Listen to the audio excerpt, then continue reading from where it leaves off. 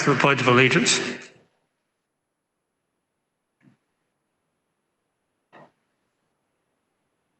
I pledge allegiance to the flag of the United States of America, to the republic for which it stands, one nation, under God, indivisible, with liberty and justice for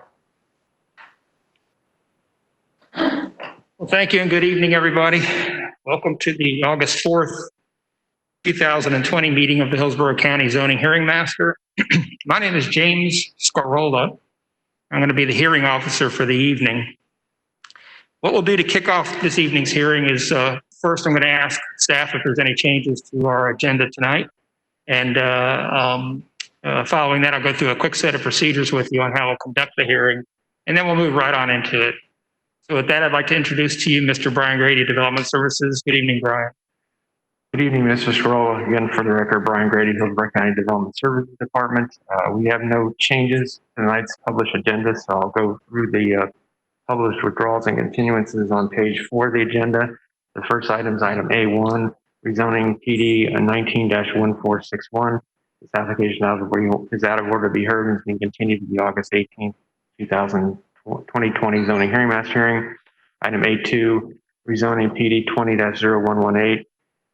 This application is out of order to be heard and is being continued to the August 17th, 2020 zoning hearing master hearing.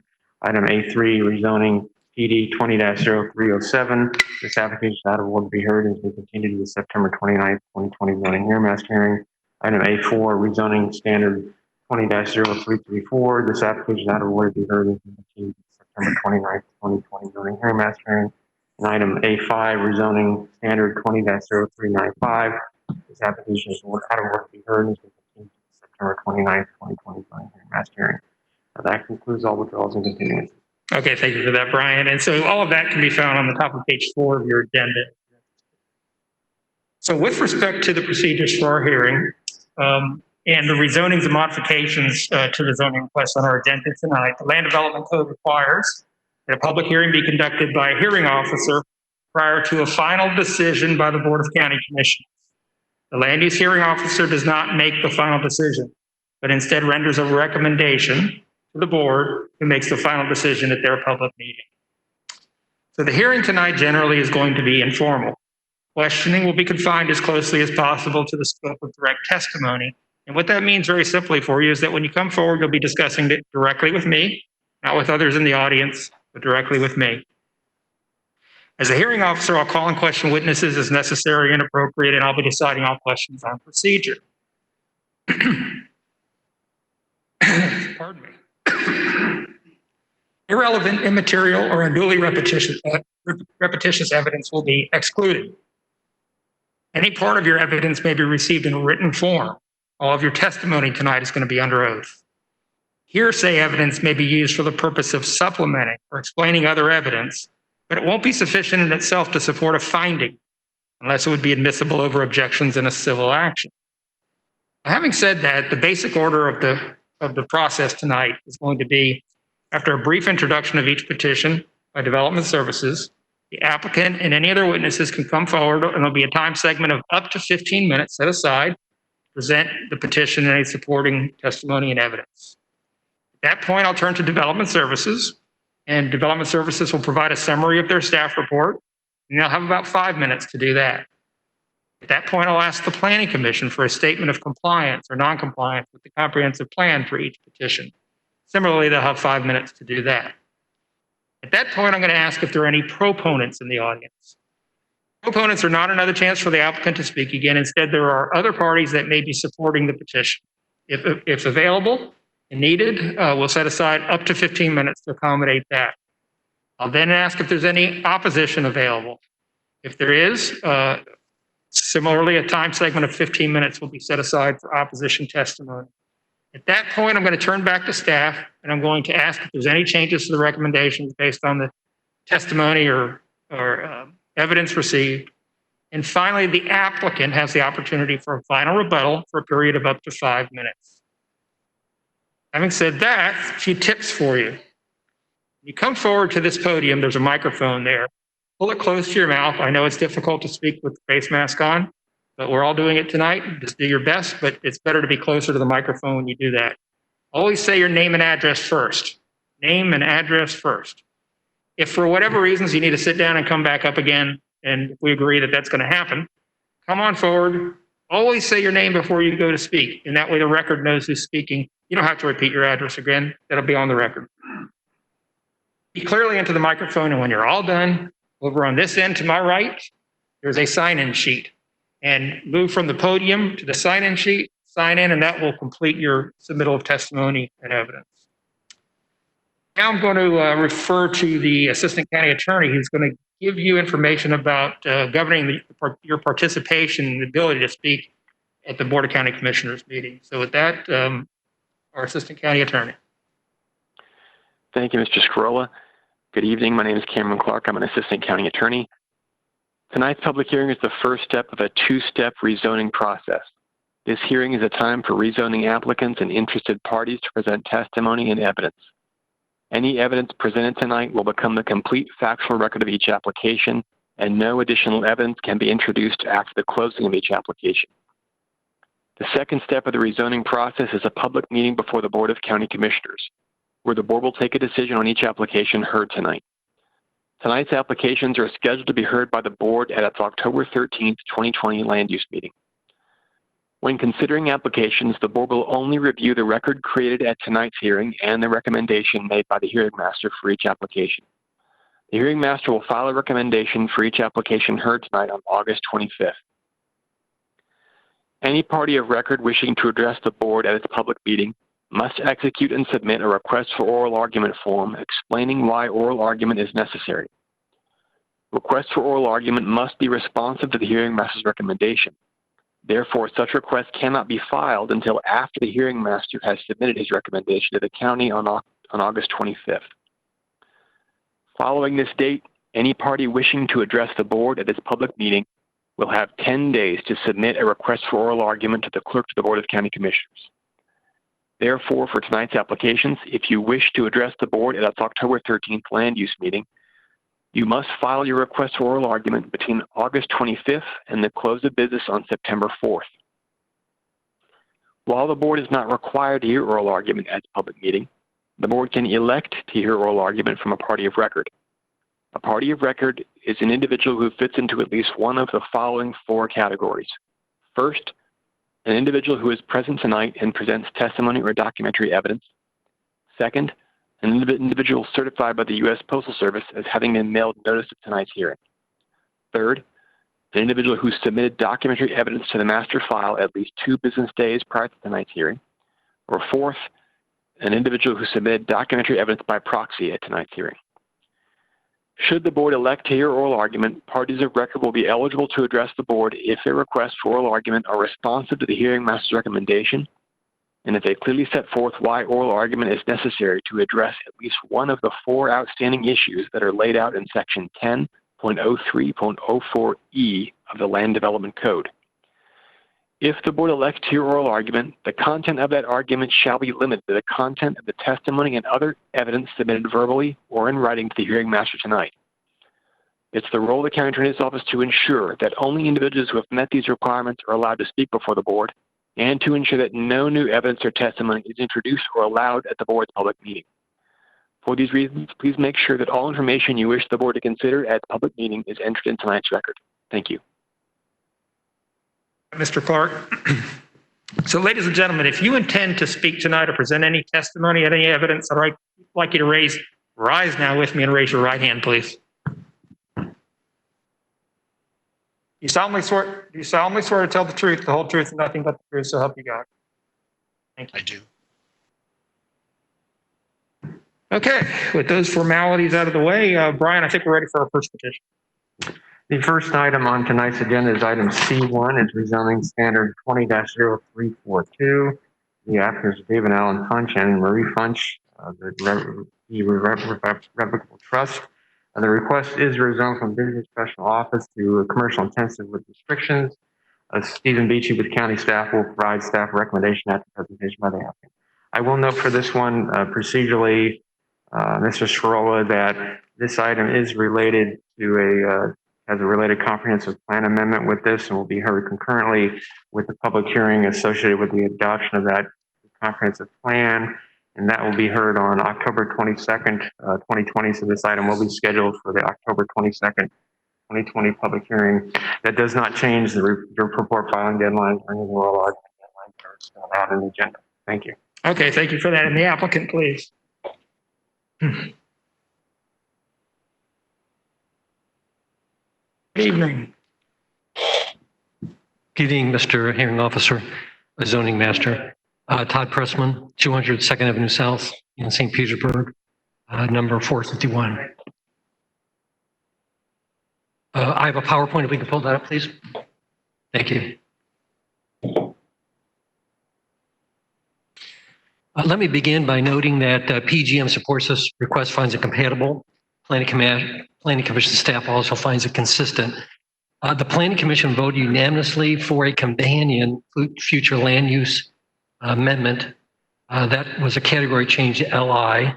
So that was supported by the Planning Commission board, and we are very happy to get strong support for that change. And that's a companion element that Mr. Grady referred to that will appear before the Board of County Commissioners with this request.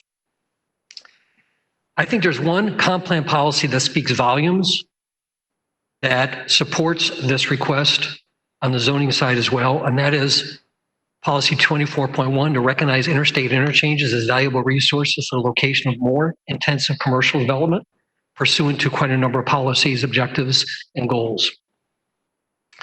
Property's current status site is located at the very outskirts, the border at Polk County.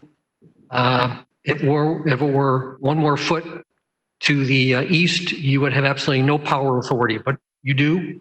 And this is located really at the extremes of the county. 7 acres plus or minus. The current use is a single family home accessory structure is mostly made. The zoning category now is CGR, CG restricted. The proposed zoning category is CIR. The restriction is for allowing just a single use, which is for a truck stop. And again, there's a companion future land use application which would go along with this. Some principal points. The site is designated industrial in the Plant City Northeast Master Plan. It was approved for commercial general by the County Commission in 2018, with the Planning Commission finding consistent, zoning department approved it. As I've shown you, Hillsborough County Comp Plan dictates intensive uses at interchanges. Across the street is currently designated industrial and interstate activity center and industrial, of which are designations by Polk County, which I'll show you more detail, but there's a few critical points that I want to get up front to you. And the companion rezoning, again, is restricted to a truck stop. So we're located out by Plant City, looking a little closer at County Line Road. This is on the aerial, County Line Road at Swindell Road. And that's the city of Lakeland. And this is as the property appraiser has it. Looking at the immediate vicinity zoning and future land use categories and uses, site zone CG, you have CI abutting on the south, you have CG as well. Was rezoned CG just in 2018. And these are some of the uses that are out there. It's very intensive, very active area, a lot of business activity. So looking at Hillsborough and the Lakeland zoning map, it's zone industrial, zone commercial, and the CGCI, well, the cursor's not working, but the CGCI is where we're located next to the zone industrial and commercial zoning as well. Hillsborough County future land use map, a little bit wider view. You see there's a lot of LI at the immediate intersection, OC20, which is also intensive, and interchange activity center by the city of Lakeland. Again, the comp plan, which we really want to make that a headline. This is another policy that talks about Hillsborough County to cooperate with adjacent county governments. I would indicate that would both be Plant City and City Lakeland, who have designated this industrial, and as well next to interstate activity center, that they should work to achieve compatibility with the comprehensive plans and zonings on a particular site. More widespread in the future land use map, just to show it's very intensive on the south end as well. Another policy which we thought was important, that development of commercial uses at interstate interchanges, planned unified development is supported. And this is a page from the Northeast Plant City Future Land Use Master Plan, proposed growth scenario, site designated as industrial. Again, the intergovernmental coordination after looking at Plant City. In regard to support, the site is shown you is designated there. Immediately abutting is the same applicant, Mr. Fuchs, who's here. And adjacent to that is another neighbor who's in support, which we did submit a letter and signature from Mr. Clemens, who was in support of the request. Which direction is that? So you see same applicant, Yeah. which is abutting, and then in support. Gotcha. The other folks couldn't reach, but Mr. Clemens was immediately abutting closely. He's the close neighbor, even with a buffer in the sense of the actual site. Ingress and egress. Ingress and egress is on County Line Road. It's a major interstate exchange. There's tremendous signage. There's tremendous access east and west. You can't get the signage and the designations are very clear, and that's on the other direction. So in summary, Planning Commission Development Services supported. Interstate interchanges are top priority. Whole site was approved CG with the R, designated industrial, again by Plant City. The budding categories and uses are intensive. Site has great access and ingress and good support from the budding owners. So with that, we ask for your support and consideration. Okay, thank you, Mr. Pressman. Thank you. And Development Services. Good evening, Steve Beachy, Development Services. A little housekeeping note, the existing zoning map on the front of your staff report indicates it was BPO, which was the previous zoning designation on those parcels. Just wanted to make sure you were aware of that, and we can change that in our amended report. The request is to rezone all of one parcel and a portion of a second parcel, totaling approximately 7 acres, and zone commercial general restricted to commercial intensive restricted. The applicant has agreed to the restrictions that the truck stop site will be limited to a maximum of 50,000 square feet total. There are no variations or variances to the land development code being requested at this time. The site is located outside of the Hillsborough County urban service area. Transportation staff has no objections to the request. As far as compatibility, the site is bounded by parcels zoned AS1 to the north and to the west, but the parcels located to the south of the subject parcels are zoned BPO and PD with light manufacturing commercial uses. The parcels located east of the subject parcel and east of County Line Road are under the jurisdiction of the City of Lakeland and Polk County and include office, commercial, warehouse uses. Based on the type of uses approved and existing in the area, east and south of the subject parcels, the location of the truck stop will not introduce any new incompatibilities into the area. The parcel's direct access to Interstate 4 also supports the location of the truck stop on the proposed site. Staff finds the request compatible with the surrounding area and finds the request is supportable with the following restrictions. The use on the site shall be limited to a truck stop, and the truck stop shall be limited to a maximum of 50,000 square feet total. This concludes my remarks. And the Planning Commission, please.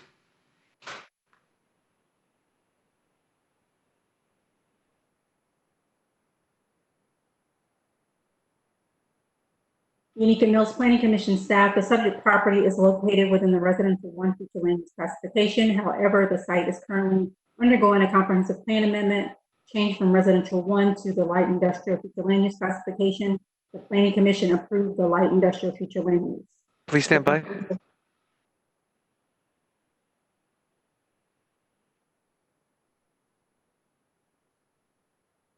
Can you hear me? Ms. Mills, we can, and would you kindly just back up a couple of sentences and restart your presentation? Sure. Unica Mills Planning Commission staff, the subject property is located within the residential 1 future land use classification. However, the site is currently undergoing a comprehensive plan amendment change from the residential 1 to light industrial future land use classification. The Planning Commission approved the light industrial future land use. The proposal is consistent with future land use element policy 16.5 that directs higher intensity uses adjacent to residential areas to be restricted to collectors and arterial roads. Future land use element policy 12.5 makes a distinction between those lands that are adequately accessible to interstate interchanges and those that are not. The subject site is accessible to the I-4 interchange via County Line Road and meets the intent of this policy direction.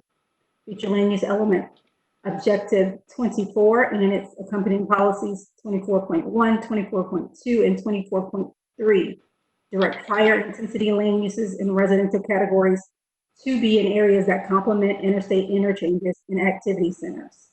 This request is consistent with those policies.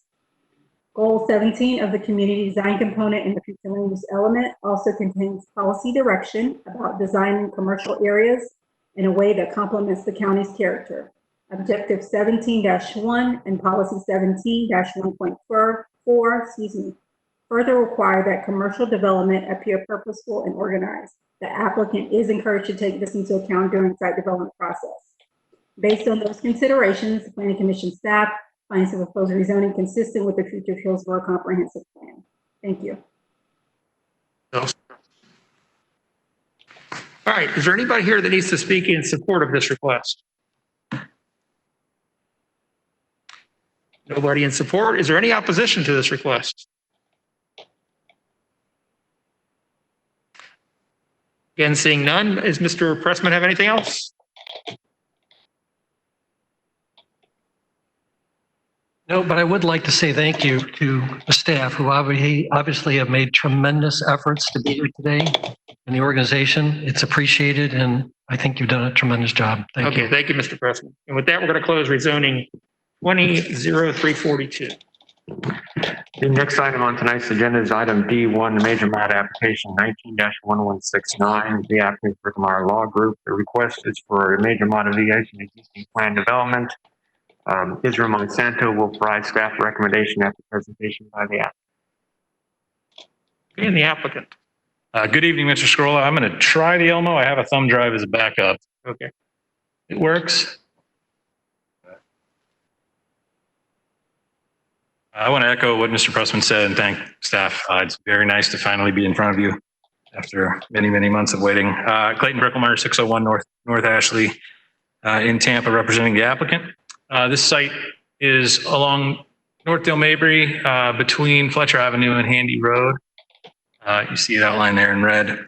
The request is to reduce the overall square footage and to allow for a small portion of the wetland to be developed in order to build a new medical office building and the existing medical office building to be redeveloped into commercial of some kind of restricted. There's a list of restricted commercial uses. You'll see the restrictions and conditions.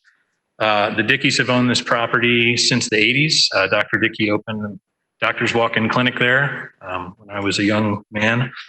The idea here is that there's an existing Med Express there on the northern end of the site. And the idea is to build them a new prototype store. That was the genesis of this request, so that it would be able to be built while the existing store is operating. So one store closes one day and it reopens the next day at the new site. We started this process as long ago as September 2017. If I can fit it. Yeah. So you can see Dale Mabry more or less. This is the original plan that we took in 2017. You can see the drainage pond, you see two large structures, and you see a QSR, you see fast food. That's actually the north, where the QSR is, you can see it. That's what we took to EPC initially. We knew that EPC was going to be sort of the crucial path here, and we wanted to make sure that when we came for rezoning, we had something that EPC was going to be okay with. They were not okay with this. So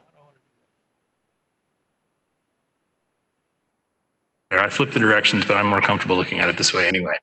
This is what it resulted in. You can see that the impact to the wetland has been significantly reduced.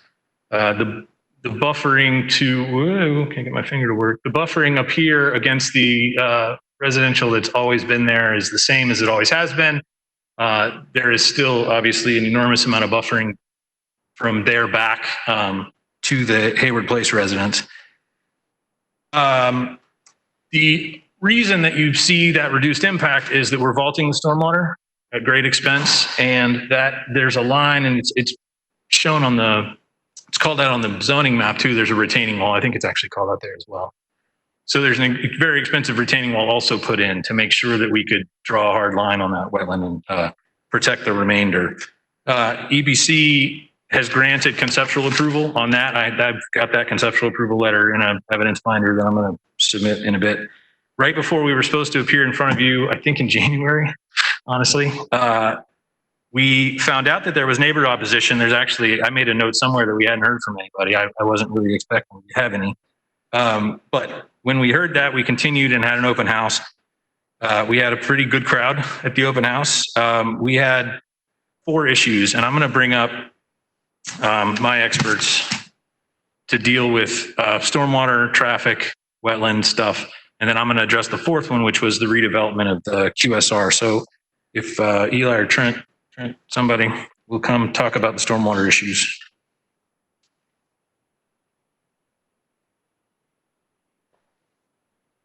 Good evening. Good evening, Trent Stevenson, Level Up Consulting, 505 East Jackson, Suite 200. When we looked at the stormwater for this project, obviously the first item that we looked at was the localized flooding and what kind of floodplain encroachment we had. So this is what we were looking at. These are the floodplain encroachments. We pulled the county model to determine what the amount of floodplain compensation that we required. And that information. Can I stop you for a second? Just make sure I'm oriented correctly. That northerly boundary of the floodplain, is that going through the existing clinic building? So, no, this here is the redevelopment of the existing building. Okay. So this is kind of the floodplain line, the red area. So it's roughly about a half an acre in area. Point out the phase 1 parcel.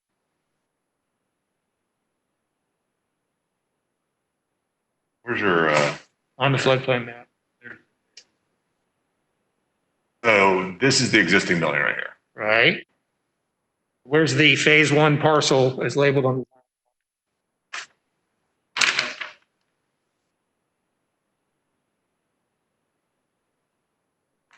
If I'm correct, it should be due south of it. Phase 1 is that. Okay, now show me that on the floodplain map. I turn it the right way. Oh, right here. Thank you. Okay, sorry. Yeah. My apologies. No problem. And so roughly it's a half an acre in area, and the calculations are roughly a quarter acre feet in compensation, which we would provide via stormwater vault. And then obviously from a water quality standpoint, we would adhere to the county and SWIFT criteria. So where does floodplain compensation occur? In the stormwater vault. That is where? That is in the parking lot. Of the existing? Of the phase 1 proposed. Okay. All right, great. Fantastic, thank you. Okay, thanks.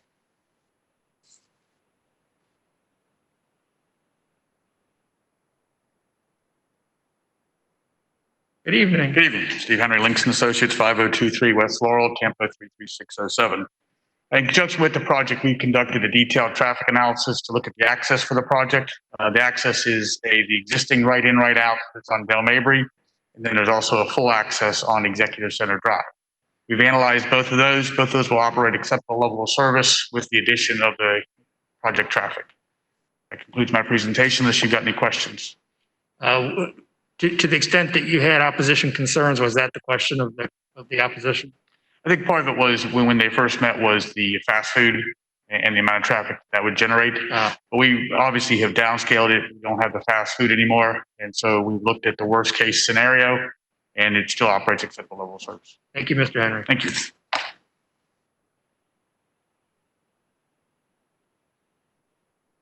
Good evening. Good evening, everybody. My name is Eric Larson. I'm with Terracon Consultants. 2903 Wellington Circle, Tallahassee, Florida. So as was stated before, we did receive a conceptual approval by EPC on October 3rd, 2019, and that approval was for the impact of 0.5 acres of wetland. That approval was gotten through a lengthy process with EPC, where we initiated that coordination back in September of 2017. So over the course of the next year and a half, we were able to get that approval. Probably one of the main reasons that we were able to do that is by reducing the wetland impact acreage from 2.42 acres down to 0.5 acres. So we were able to significantly reduce that wetland impact. So one of the conditions of that conceptual approval is that we provide compensatory mitigation for what's referred to as 0.3 functional units. And those functional units are determined through the UMAM process, Unified Mitigation Assessment Method.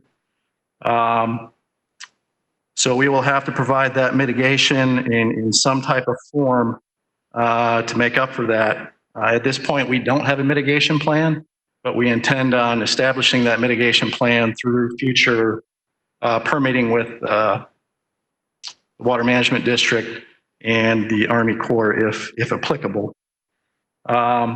Being that we don't have a plan settled at this point, some of the things that may go into that plan would be the purchase of mitigation credits from a mitigation bank, in combination with potential on-site mitigation, which could take the form of reduction or removal of invasive plant species would be one option. But those are some of the things that we're going to look into when we establish that mitigation plan. So the purpose of the mitigation plan, according to the state mitigation rule, is that there is no net loss of wetland function within the watershed basin that your project is within. So all that mitigation that we do has to be within the particular basin that we're working with. The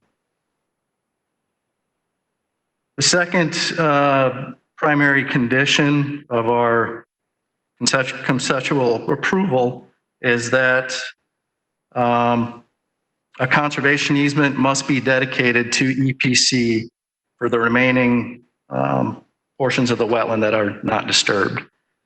And this will protect the wetland in perpetuity. That's a fairly standard condition with EPC. That's the applicant's plan to do that? Yes. Yes. And what we have previously talked about, this was talked about in our open house, was that the applicant may be willing to actually dedicate that conservation easement to the HOA if it's allowed by EPC. So that's another option that's on our table. Another point that I just want to touch on is the fact that the stormwater system that was redesigned to reduce the wetland impact, it is designed in a way to meet the state water quality standards. And in doing so, compared with the previous method of stormwater runoff on the site, it's going to vastly improve the water quality of the stormwater that's entering the wetland. So that'll be another benefit that we'll see through the redesign of the plan that we've done so far. And what is that treatment method? It's through the vaulted stormwater system, and I'd have to defer to the experts on how that actually works. But as it is right now, there's untreated stormwater that's essentially just sheet flowing into the wetland with no treatment. So. That it for your testimony, sir? Yep, that's it. All right, thank you. Absolutely. So we're going to take just a momentary pause. Okay.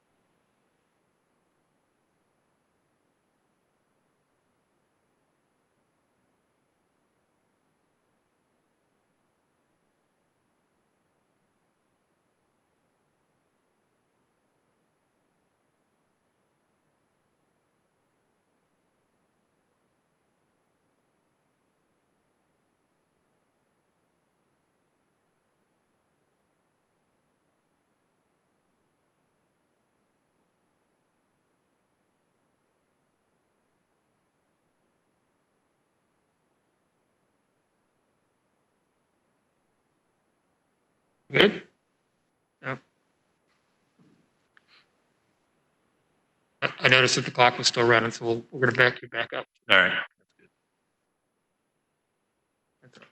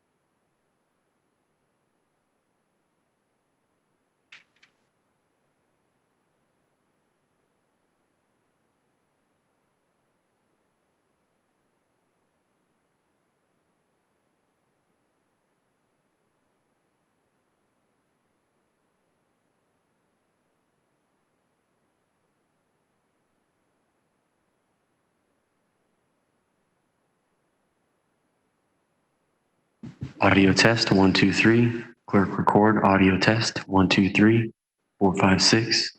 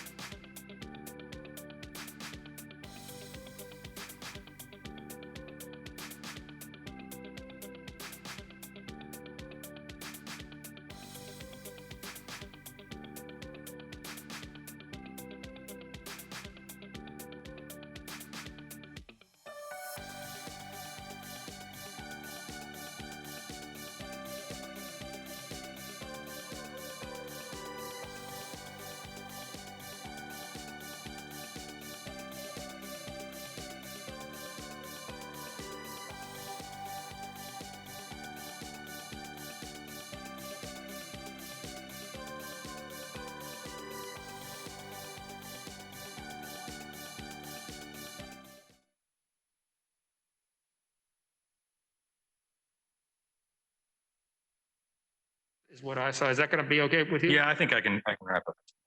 Okay, so let's go ahead and continue. Are we good? Yeah. All right. It's Clayton Bricklemeyer again. Redevelopment use. By far, when we went to the open house, the thing we heard the most was about the fast food. They did not want the fast food. They did not want the QSR. We eliminated it. We had a meeting after, and we decided that that was fine. Just being a good neighbor, making that concession. I think that's probably a really good site for that. But we agreed that we would eliminate that as a use. And just to clarify on what Eric said about the conservation easement, we are going to put a conservation easement on the remaining acreage, which is something like 80-something% of that wetland area. And we are very willing. I've had conversations with HOA attorney to deed. I mean, we want to deed that. We had some neighbors who were concerned about the possibility that we would reverse the conservation easement at some point in the future, which wouldn't happen, but we are happy to deed that out and make them feel secure in the knowledge that that's going to stay there. Just to wrap up, we're in the urban service area. We're in a community activity center on Northdale Mabry. I think we're inarguably compatible. I don't think you'll hear anything that says we aren't. Staff and planning commission both support us. We made a whole bunch of concessions here to try to be a good neighbor, and that's what led to this these recommendations of approval from everyone. I've got the owner here and the team, most of whom you've met. They're available for questions, and I'm submitting this evidence binder. You'll see the old plan, the new plan, about 50 support letters from residents and folks that work in the area, and the resumes for my experts. Okay, thank you, Mr. Brickmeyer. Thanks. All right, and with that, we'll close application testimony. Now, let's do development services. Development Services, this is Israel. Can you hear me? Yes, we can. Go ahead. Okay. Israel Monsanto Development Services. I will be putting a presentation shortly. Give me 1 second. Sharing my screen.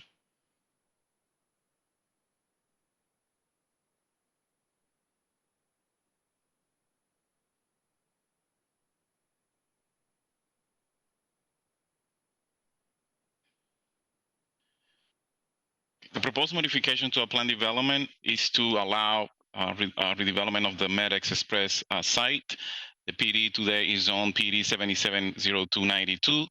Again, the request is to add commercial uses to the non-residential portion of the plan development while reducing the total square footage for non-residential space. The future land use classification is office commercial OC20, which allows a high intensity commercial office uses. This PD is approved today for 19 single-family homes, lots, and a maximum of 6,000 square feet for bank and 30,000 square feet for office uses. The PD today consists of a residential portion and the office portion. This major modification only affects the office portion of the PD, which is along Northdale Mabry Highway. The residential portion is located northwest of the PD in this area.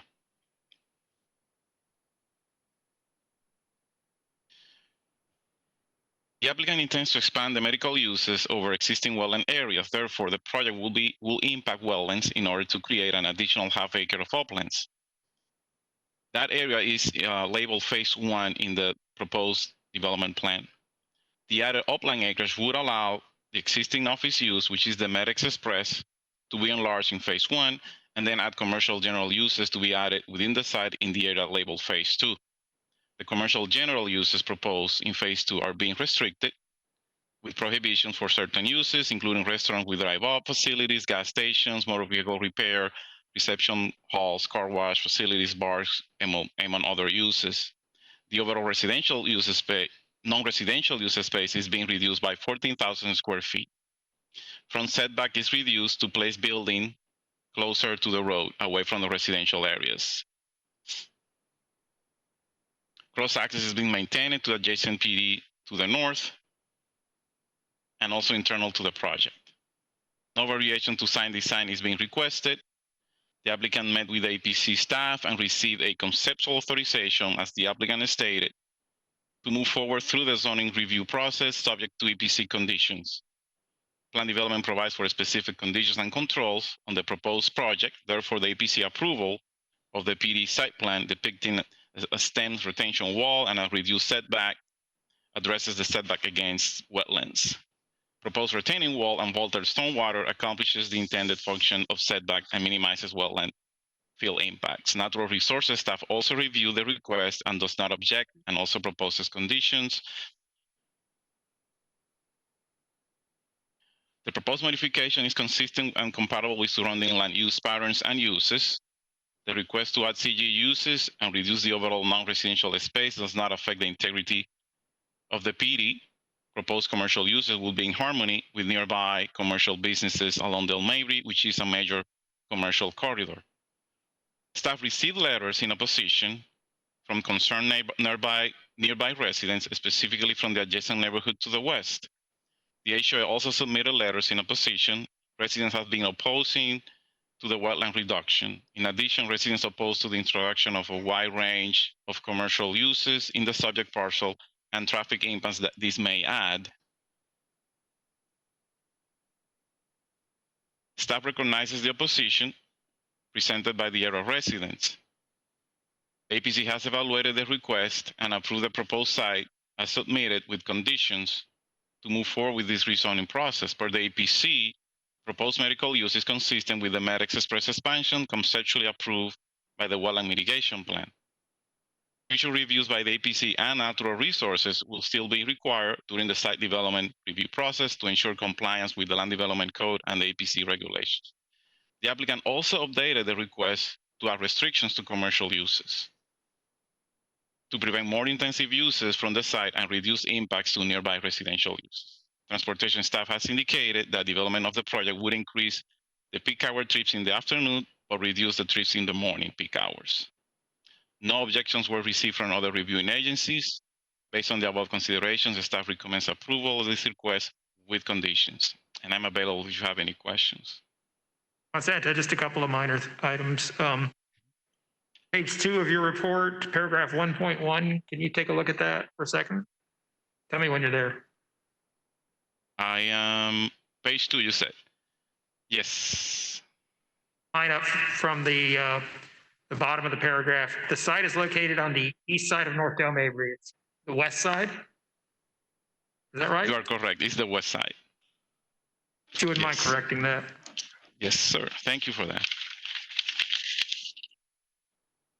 And then just to make sure I'm on the same page, in terms of intensity, this request reduces an allowable 36,000 square feet down to 20,000 square feet. Is that right?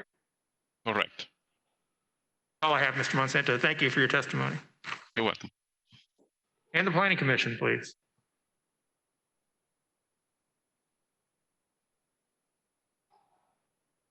Unica Mills Planning Commission staff, the subject property is located within the Office Commercial 20 future land use classification, the urban service area, in the Greater Carrollwood Northdale Community Planning Area. The applicant is requesting approval for a minor modification to PD 770292. The applicant is requesting a medical office building at a maximum of 7,000 square feet within the southern portion of the site, a maximum of 7,000 square feet of commercial general uses in the northern portion of the site, with the restrictions and a 6,000 square foot bank which is existing. The request is a reduction in entitlements and within the intensity that can be considered for the site. The Northdale Mabry corridor is designated as Office Commercial 20 on the future land use element map. The intent of this plan category is to be urban in intensity and density. The comprehensive plan encourages development that is integrated with the adjacent land uses through mitigation of adverse impacts to the surrounding area. Residential single family is located to the west of the proposed site. To mitigate the applicant has agreed to restrictions of specific uses. Additionally, the wetlands that are located within the southwestern portion of the site will act as a natural buffer, which is consistent with Objective 16, Policy 16.1, Policy 16.2, and Policy 16.3 of the future land use element. The site is also within the limits of the Carrollwood Northdale Community Plan. The Carrollwood Northdale Community Plan encourages the protection of environmental resources. This case has been reviewed by the Environmental Protection Commission. The EPC has determined a resubmittal is not necessary for the site plan's current configuration. If the site plan changes, EPC staff will need to review the zoning again. EPC's comments also state that the site plan depicts wetland impacts that have been conceptually authorized by the executive director of the EPC. Based on those considerations, Planning Commission staff plans to propose modification consistent with the future Hillsborough Comprehensive Plan, subject to conditions proposed by Development Services Department. Thank you. Okay, do we have anybody in the audience or online that needs to speak in support of this request? Okay, I don't see any. How many do we have that need to speak in opposition to the request? I see 2 hands. Am I missing any? 2, and then we have 1 online. Okay, so we're going to keep it, unless you guys have prearranged to appoint a primary, we're going to keep it at about 5 minutes apiece or so, right in there, maybe a little bit more. So we're going to limit it to that unless you get the rest of the people to agree. So, ma'am? Yeah. So how much time do you need, sir? Probably 6 minutes. Okay, that's fine. Yeah. No problem. John Perella, 13925 Hayward Place. So this has been a long time for us as well. We've been submitting objection letters to Hillsborough County since August of 2019. We've been aware of the project since well before that. I think today I counted 10 people here that are in opposition to the project in support of us. Were it not for the pandemic, I'm sure we would have had at least 100. So there's quite a bit of opposition to this project. So I'll begin. The homeowners and residents of Hayward Place have significant objections to the major modification and the resulting project plan by the property owner. As residents of the neighborhood adjacent to the proposed development and occupants of the PD, our opinion should carry considerable weight. We moved into this neighborhood believing we were part of a mixed-use development with commercial uses limited to BPO, and that the 4.2-acre wetland and natural habitat upon which a Hillsborough County drainage easement is located would protect this area from development. Changing the zoning of the PD to commercial general will adversely affect our quality of life and subject us to excessive noise, odors, light during extended hours of operation, significantly increased traffic, negative health and safety impacts, and reduced property values. There is no need for this development to occur. There is an overabundance of available commercial retail space in the North Del Mabry corridor. Currently, there are at least 5 unoccupied standalone buildings with frontage along North Del Mabry Highway in the immediate vicinity of the site. All these available buildings, except one which happens to be directly across the street, have been unoccupied for at least 2 years. The fact that so many commercial buildings have continued to be unoccupied along the North Del Mabry corridor absolutely calls into the question of the need for the destruction of old-growth cypress trees and wetland for development of yet another commercial space. It is wasteful and short-sighted at best. In addition to the opposition by the Hayward Place homeowners, there is also significant opposition by the community at large. To date, opposition to this proposal includes a 777 hard copy signature petition, 2,491 electronic signatures via change.org, 288 members on our Facebook site. Approximately 30 individuals have taken the time to submit letters to Hillsborough County, and Hillsborough County, Carrollwood Village Phase 1 and Greenfield Mid-Rises homeowners associations have both submitted letters in opposition. Nevertheless, Hillsborough County staff has given little to no consideration to our objections and concerns while seemingly going out of their way to accommodate Dickey and their proposed development. For example, Planning Commission staff report fundamentally misrepresents the essence of the Greater Carrollwood Northdale Community Plan, denying the clear intent of the redevelopment overlay areas. Consequently, PC staff's interpretation effectively eliminates the value and meaning of location-specific activity center nodes. Further, PC staff's statement in their report claiming the proposed development would not act as an expansion of commercial uses is disingenuous. The entire purpose of the proposed development is to introduce a new non-residential development in an undeveloped and currently protected location of the site. If the site zoning is changed to commercial general, this will permit new uses in addition to the current use of the site, which absolutely represents an expansion of commercial uses. Also, development services staff report claims that the major modifications will reduce the square footage of the planned development. which is factually incorrect. PD 910055 effectively removed 20,000 square feet of BPL from this PD. Therefore, the major modification is actually an increase of 4,000 square feet to the PD rather than a decrease. And finally, EPC staff inadequately considered their own criteria for authorization of wetland impacts. The proposal fails to justify reasonable use for authorization of wetland impacts per the EPC's own guidance. We could only find one criteria that they actually met. These are all cases of Hillsborough County staff putting the proposed development in an unduly favorable light, effectively minimizing the neighborhood's concerns and presenting the ZHM an incomplete picture. This favorable treatment by Hillsborough County staff is unearned. Dickey's consultants have misled EPC and development services staff on several occasions.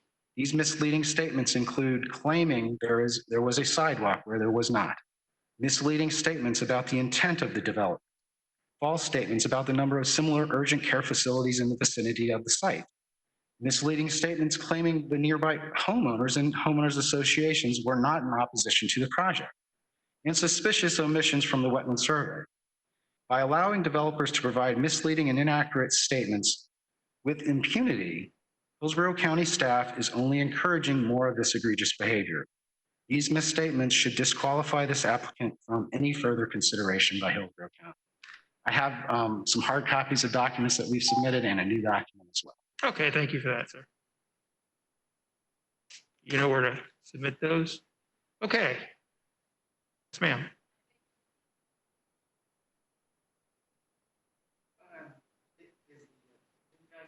Come back up. Oh, I believe we have Dr. Bruce on the line. would you prefer him to go next? Could he go Everybody second? good with that? Yeah. Okay, that's fine.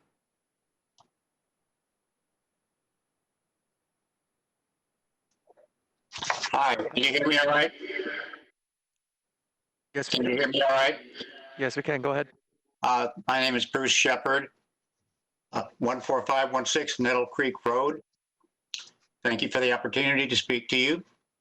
I've been a resident of Carewood Village for 40 years, and I'm someone who will be impacted by the proposed Dickey properties. I speak here not as a member of the Hayward Place Homeowners Association or as a representative of Carewood Village. I speak as an individual. But with all due respect to the applicant, in references to so-called open house, I assure you, this is a huge opposition by the residents in the area. Very upset. Make no mistake about it.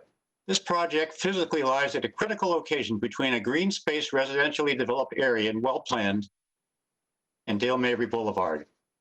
There will be adverse quality of life impact, air and noise pollution, traffic congestion, drainage problems. No matter how many boxes you check or how you parse it through floodplain maps or traffic surveys or so-called mitigation, it's going to have an impact. And yes, it's a small parcel, but parcels add up and you get death by 1,000 cuts. But I rise here today as a physician to talk to you about something else that I have a problem with this proposal. And that's the need for more urgent care capacity. There isn't. There's not a need for access. As a physician who has practiced in the area for 40 years, delivering babies going down Dale Mabry from Carewood Village to deliver them at Women's Hospital, I know the medical facilities in this area pretty well. If you Google Siri, you'll get 15 locations within 4 miles of urgent care facilities.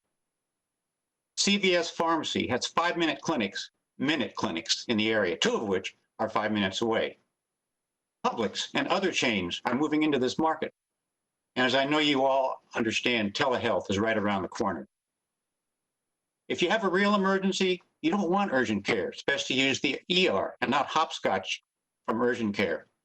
You have Adventist Hospital, for example, on Dale Mabry, a mile away from the proposed project, where true emergency care can be obtained. So in my view, the Dickey property has not demonstrated the need for this project, specifically the need for more urgent care capacity, which as a physician, I think I can speak to, although I certainly agree with the other aspects that have been brought up. Thank you very much. Thank you for your testimony, sir. Okay, yes, ma'am. Good evening. My name is Peggy Davenport Bryan. I live at 13902 Hayward Place in Tampa. I'd like to speak regarding my strong opposition to the proposed development. In the site development plan for the neighborhood, which was approved in 1977, the area adjacent to my property was a cypress preservation area. It was never to be built on, but was to remain as a protected area, a lush green expanse providing a barrier to the sounds of Dale Mabry Highway.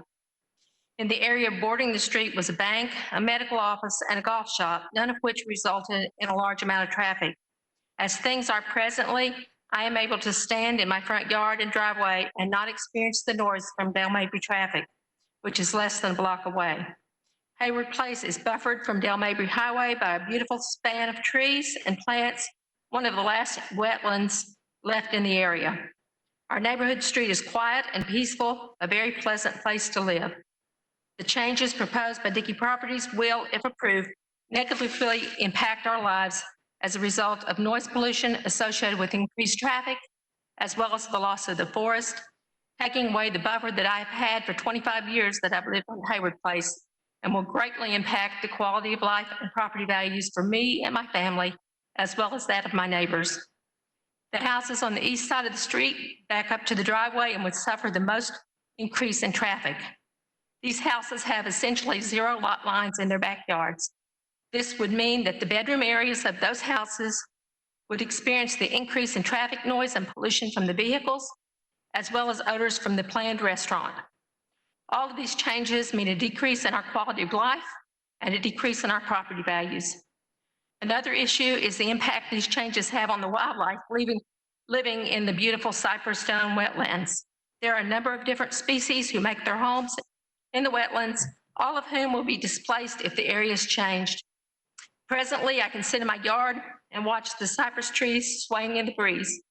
We hear owls hooting and responding if we hoot back. As the wetlands are replaced with more buildings and concrete, the air quality and peacefulness will change the footprint of Carrollwood Village forever. The majestic 200-year-old cypress trees will be gone, never to be replaced, most definitely not in our lifetime, or even the lifetimes of our children and grandchildren. I strongly request that this zoning variance not be granted. Thank you. Thank you for your testimony, ma'am. Okay, with that, we're going to close opposition testimony.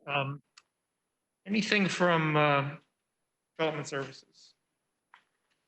Not unless you have questions. Okay, I don't.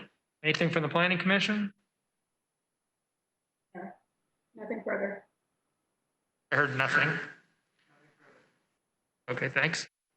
Mr. Brookemeyer. Clayton Bricklemeyer again. Not 100% sure where to start there. We obviously take some exception to the dishonesty comments. I'll just take one for example. It really is, I'm not sure. Some of them are relevant, and a lot of this is irrelevant, and as I'm sure you'll realize, including actually, I'll hit that first. This need question is a Swift Mud inquiry, not a rezoning inquiry. The need for urgent care in this area is not, I don't believe, the purview of a rezoning. I think I thought I heard you say it was a Swift Mud question. It's a Swift Mud EPC. The need to impact the wetland to create, right. And so they're tying that together, and that's fine. And you can see this as a passionate group of people, and we've made a lot of concessions and haven't made any headway. This is a group of people who don't want anything to change, and we're trying our best to accommodate as much as we can. The quality of care and urgent care is not something that I'm here to debate. I did want to talk about, as an example, the HOA. Me saying that there was no HOA opposition, there was no HOA opposition until I found out about it right before my ZHM hearing, which is why I stopped it. So the statement that Mr. Perrell is referring to was made when I thought I didn't have any opposition, not beforehand or not afterward. I understand I have opposition, obviously. There's a little bit of confusion with the process that has led to some misunderstandings where we were hearing complaints and making changes in response to those complaints and then being accused of dishonesty after we repaired something that someone had pointed out that they weren't unhappy with.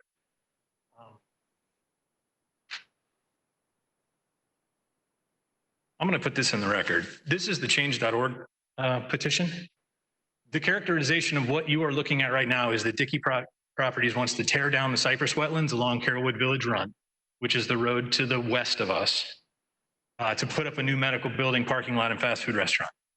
If you look at the opposition, which is voluminous, you will see signatures from 2018. You will see signatures from Newport Richey. You will see a lot of crazy stuff. I would probably also oppose a project that was actually this. What I'm proposing to you is this project actually saves the wetland. The wetland's not protected now. It has no conservation easement. There's a drainage easement that we have to make sure that we offset the drainage for, which we're doing. This buffer is, by standards that we develop in this area, more than significant, very significant. The trees that are blowing in the breeze will still be there. This is just this tiny little bit of it where the trees are going to go away. The volume of opposition has dropped tremendously since the fast food went away. And it's not, I'm not taking anything away from, and these folks obviously are passionate about this. I've heard about it myself lots of times. But I would propose to you that we are saving the wetland by doing this. This conservation easement saves the wetland from some future that would be uncertain for it. I'm gonna let Mr. Henry talk about traffic very briefly, and then I think I'll let you ask questions as you feel like they were relevant. Let me ask you this one. Yeah, go ahead. Just to get it out there. So I see the staff report discuss 30,000 down to 20,000 reduction, and I heard a comment about it's actually an increase. Yeah, and you were hoping the development staff was going to take that up, and so was I. The currently approved zoning is from 2011. I honestly have no, I can't, that's what I'm working off of. It's attached to the staff report. It's in the back there. And it shows exactly the numbers that are recited in the thing. So somewhere along the line, I don't know. I mean, you know, when I go and do my due diligence, I pull the recent, the approved zoning, currently approved zoning, and that's what I've got. So what I see is a reduction. So the bottom line is you believe that currently the current approved zoning is an approval includes 30,000 square feet of non-residential use. Correct. At OC 20 FAR, by the way, which we aren't even close to touching. All right. And I'll just let Mr. Henry real quick Thank run you. through with his 45 seconds. Very briefly, Steve Henry, Links and Associates. So one of the things that was brought up was the significant increase in traffic. So as indicated in the staff report, in our analysis, there's actually a reduction in the AM peak hour traffic with the proposed project. What's critical on Dale Mabry, AM or PM? They're both about the same. There's not a huge difference in the traffic on Dale Mabry. And then in the PM, there's about there's 47 vehicles increase in the project traffic, which is less than 1% of the capacity of Dale Mabry Highway. So it's an insignificant impact on Dale Mabry Highway or on Executive Center Drive. Thank you. Thank you. And just jumping over Clayton Bricklemeyer again to say, that's also worst case scenario. That is the absolute worst case scenario. That's how we have to do the traffic studies. This is a bucket of uses. We have no user for that redevelopment. And so even that slight increase is attributable to looking at the worst case scenario in the traffic. So we're available for questions. Thank you. Is that it, Mr. Bricklemeyer? That's it for me. All right. With that, we're going to close Major Mod 191169. Thank you. I would ask the participants to leave as quickly as possible because we're at capacity, and so we can't allow anybody else in the room until if you leave out the exit to your left, please. Appreciate it. Please exit to your left.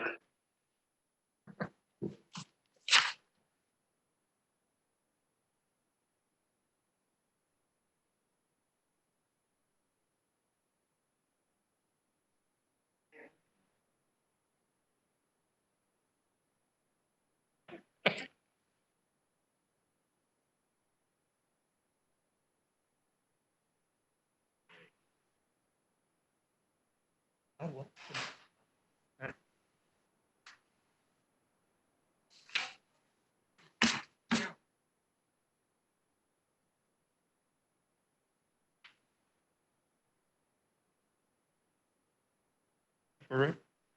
Oh, you don't know if he loaded the room yet.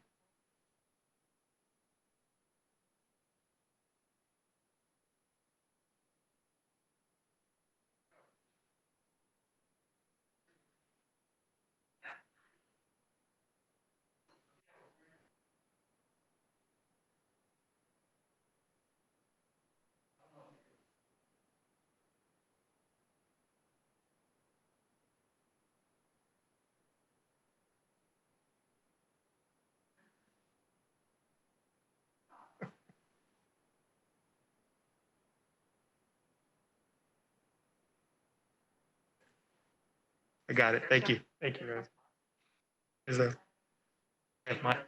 I have my hint water.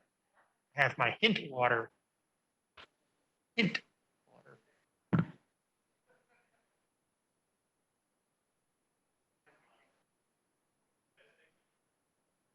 If everyone please stand by, everyone virtual, please stand by. We're just clearing the room first. Thank you.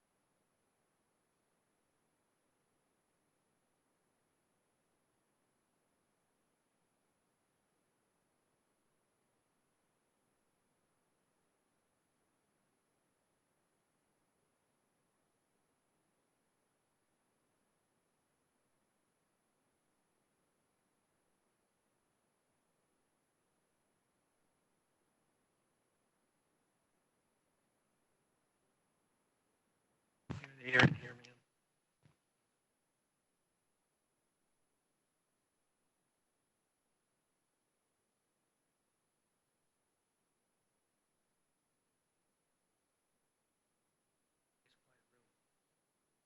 is what we like, a nice quiet room.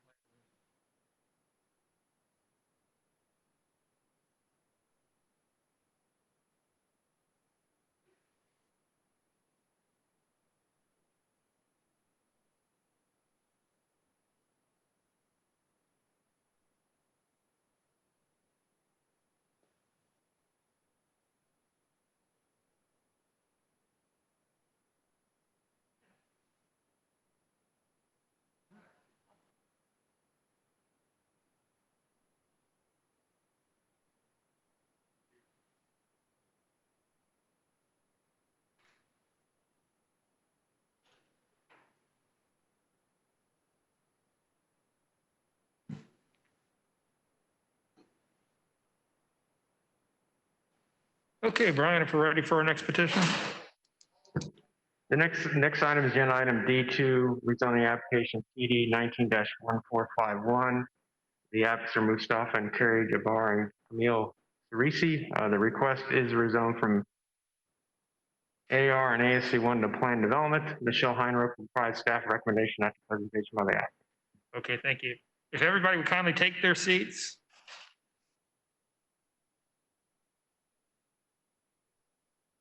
Is the applicant here for 19-1451? Good evening. Good evening. Mr. Hearing Master, Todd Pressman, 200 2nd Avenue South, number 451 in St. Petersburg, Florida. You can pop that. Thank you. Okay. We're located in the North County area. As you can see by the map, we're located at Gun Highway and Lutz Lake Fern. Looking a little closer, this is the site as proposed and at the intersection of Gun Highway and Lutz Lake Fern. Staff recommendation review zoning development services approvable, planning commission consistent, no agency objections, meets locational criteria, meets the Keystone Odessa standards. The county engineer has approved administrative variance, notes it as approvable, and EPC notes no wetlands. Zoned now AR and ASC1 at 3.44 acres. This has a long history. You can tell, of course, immediately by the 19. And the reason this has a long history, as hearing officer, is that we have worked for a very long time with a lot of neighbors in a very positive and successful manner. The first meeting I had up in North County had approximately 60 people, including the Keystone Odessa community group. And we've made many changes. We started with a CG, changed the CNR, and now we're asking for a BPO under the PD. So I would say we've been phenomenally successful. I'm not sure who's going to show tonight, if anyone. I have talked with a couple folks over the last few months. This is just a case study in modifying, changing, and trying to work with neighbors. Thankfully, the property owners have said to me, let's try and work with neighbors. Let's try and get as much done as we can. So rezoning to a PD, use of business service, professional service, and health practitioner's office meets locational criteria. There are some specific uses which are precluded, which is in the staff report, more intensive uses. Proposed FAR is 0.12. Because this has intersection elements, the FAR is at 0.13, so we're just a touch below FAR. The site, it will be composed of 3 one-story office buildings, as you can see laid out here at 18,500 square feet. Single access on Lutz Lake Fern Road. Zoning staff proposed uses are expected to serve the daily needs of nearby residents, reducing longer travel distances. Thought that was a point to highlight. Noting it's located at the intersection of 2 primary roadways, single-family residential development is not likely and not the highest and best use to avoid strip commercial. And low-intensity office use is both compatible and complementary to the surrounding residents, and again, meets site locational criteria. The business hours are also restricted. Planning Commission notes meeting locational criteria. Requesting BPO rezoning will help ensure the development will be compatible. Keystone Odessa rural development standards, which are pretty intensive in terms of style and controls, which you're aware of, will be in effect to ensure any development of the site is designed in a rural scale and appearance. Keystone Odessa Community Plan notes the desired rural commercial character for the Keystone Odessa community, which includes uses which are small in scale, both in square footage and individual structures in FAR, which I think the staff reports reflect. To the north, the cursor not working, but I think you can see the point is that to the north, they're separated by the roadway. And we have it at approximately 190 feet building to building in terms of distance separation to the north. Additionally, there is a very intensive buffer. I measured that wall at 9 feet when I was out there. That runs the distance. And you're looking at a complete buffer as I had it as 337 feet in distance. What is that structure? It's a subdivision type wall. Okay, what is the building? A residential home. Yeah, so those are 2 residential homes to the north, yes, sir. So you see there's quite a substantial landscape buffer. As you can see the aerials of serpentines, very nicely done. And then there's a buffer to the north, just a green buffer. And then, so we're showing the point that there is a tremendous buffer between. And this is on the ground. You can see the type of landscape, which is very nicely done. We'll be providing a 20-foot B buffer along the west and the south, of which would include a retention area. So it's really 100 feet, 50-foot retention, depending upon which side you're on. So it's actually quite a good buffering to the west. Administrative variances keep it 24-foot wide.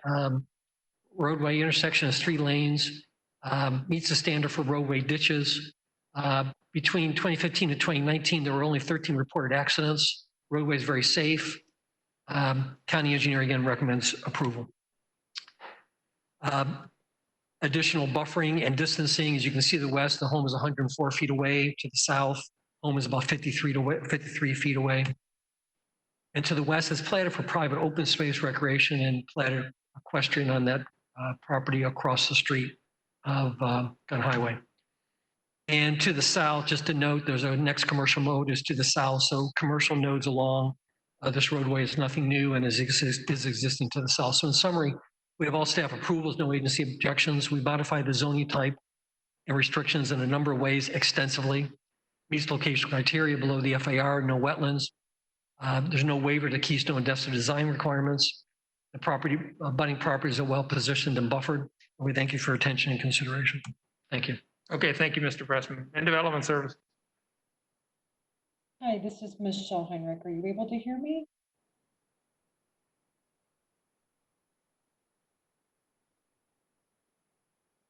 Yes, we are. Go ahead. Great, thank you. Again, for the record, Michelle Heinrich, Development Services. This is a rezoning request for slightly over 3 acres from AR and ASC1 to PD to allow for an 18,500 square foot development, which would be permitted for business services, professional services, and health practitioner's office. As you saw, the site is located at the southeast corner of Dunn Highway and Roots Lake Fern Road in the Keystone Odessa community.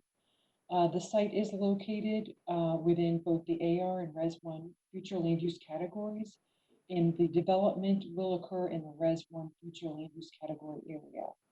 Rural scale neighborhood and office uses are potentially permitted, subject to locational criteria and the compatibility policies of the comprehensive plan. The Res 1 future land use does permit a maximum intensity of a 0.25 FAR. However, the distance from this intersection further restricts that to a maximum of 20,000, which is a 0.13 FAR. The applicant is proposing something slightly smaller than that, which is an FAR of 0.12. The site is located in the rural service area and is therefore subject to the Keystone Odessa Rural Development Standards, and the applicant proposes to comply with those standards. As you saw from some of the visuals in Mr. Pressman's presentation, the project is in an area that is predominantly developed with residential and agricultural uses. Therefore, staff did conduct a careful examination of how the project would be compatible with the area. Firstly, the project is complying with all Keystone Odessa Rural Development Standards, which were established to provide a rural design appearance consistent with the area. This includes limiting building size, providing varied setbacks and orientations, architectural design features, rural style fencing, and parking lot location requirements. Also, as you saw in Mr. Pressman's presentation, the location of existing residences on adjacent lots is significantly distanced from the existing homes. And despite that, the applicant still will be providing required buffering and screening. Uses have been limited to office type uses and will have operational characteristics that will not interfere with those residential uses. And the applicant has agreed to limited customer hours. Lastly, the rezoning will provide a compatible non-residential use for area residents at the appropriate location of the signalized intersection of two of the area's primary travel routes. Staff received no objections from reviewing agencies, and Planning Commission staff has found the project to be consistent. Therefore, staff recommends approval subject to proposed conditions, and I'm available if you have any questions. Thank you. Excuse me, Mr. Pressman, can you sign in, please? Michelle, thank you for your testimony. And the Planning Commission, please. Utica Mills Planning Commission staff, the site is located within the residential 1 and agricultural rural 1-5 future land use classifications, the rural area and the Keystone Odessa community planning area. The applicant is proposing to rezone the subject property from agriculture single family conventional 1 to a planned development to develop the site with business professional office uses. The subject property meets commercial locational criteria as outlined in Objective 22, Policy 22.1, and Policy 22.2 of the future land use element. The Keystone Odessa Community Plan also addresses commercial land uses. While the community plan focuses on the Gunn Highway and Mobley Road intersection as their rural activity center of the area, the community plan contemplates commercial land uses excuse me, in other areas.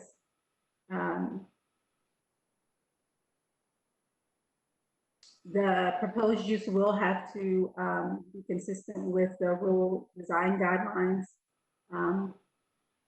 as well. And let's see what else. The requested plan development with conditions will help to ensure any development of the subject property will be compatible with the nearby residential development. The applicant is proposing to limit the site to BPO uses, which is one of the least intensive non-residential zoning districts, which is consistent with policy 16.5 of the future land use element, which calls for non-residential land uses that are near established neighborhoods to be restricted to collectors and arterials. And based on those considerations, Planning Commission staff finds proposed plan development consistent with the future Hillsborough Comprehensive Plan for unincorporated Hillsborough County. That concludes my presentation. Thank you. Ms. Mills. Okay, is there anybody here tonight that needs to speak in support of this request? Anybody in support? Okay, seeing none, is there any opposition to the request? Nope. Mr. Pressman? No, just appreciate your attention and the hard work of the staff. Thank you. Okay, thank you. And with that, we'll close rezoning PD 191451. Brian? Next item is agenda item D3, rezoning PD 19-1458. The Athens Council of Brewers Incorporated. The request is rezoned from AR to Plan Development. Michelle Heinrich will provide staff recommendation after presentation by the applicant. Okay. Good evening. Good evening, Cami Corbett, 101 East Kennedy Boulevard, Suite 3700. I'm with the law firm of Hill Ward Henderson, and I'm here representing the applicant Council Growers, Inc. The subject property is in the WVR2 future land use category, so of course, that's probably not a surprise to anyone that we come here without a recommendation of consistency from the Planning Commission because of their interpretation of policy 48.1. And we do not have recommendation of approval from Development Services, which we don't have conditions from them for you to consider. So that's the first order of business, is to provide you with proposed conditions. Thank you. Let's see, how are we going to do this? Let's submit that directly to the clerk.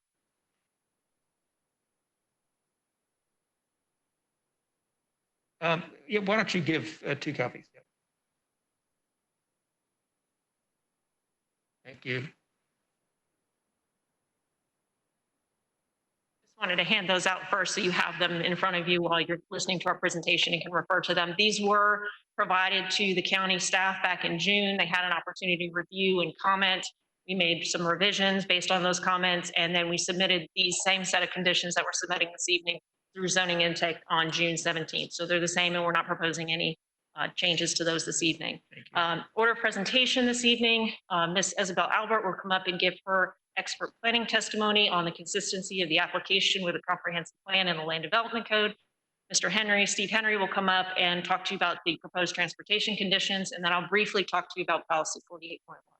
Okay, fantastic, thank you.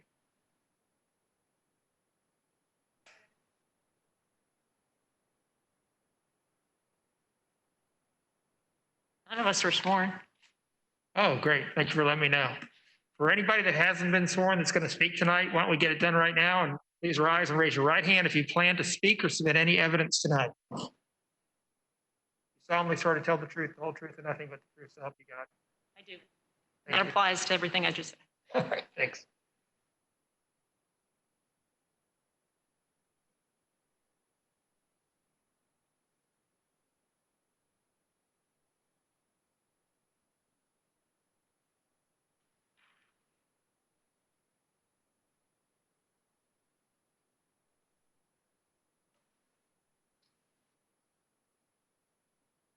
Good evening. Good evening. Thank you very much. Isabel Albert with half 1000 North Ashley Drive. I'm here assisting with this rezoning application, and I have this presentation I'd like to put up, please.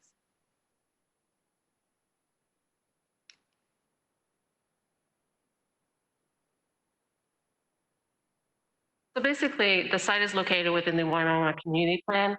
It has a future land use designation of WVR2, Waimama Village Residential 2.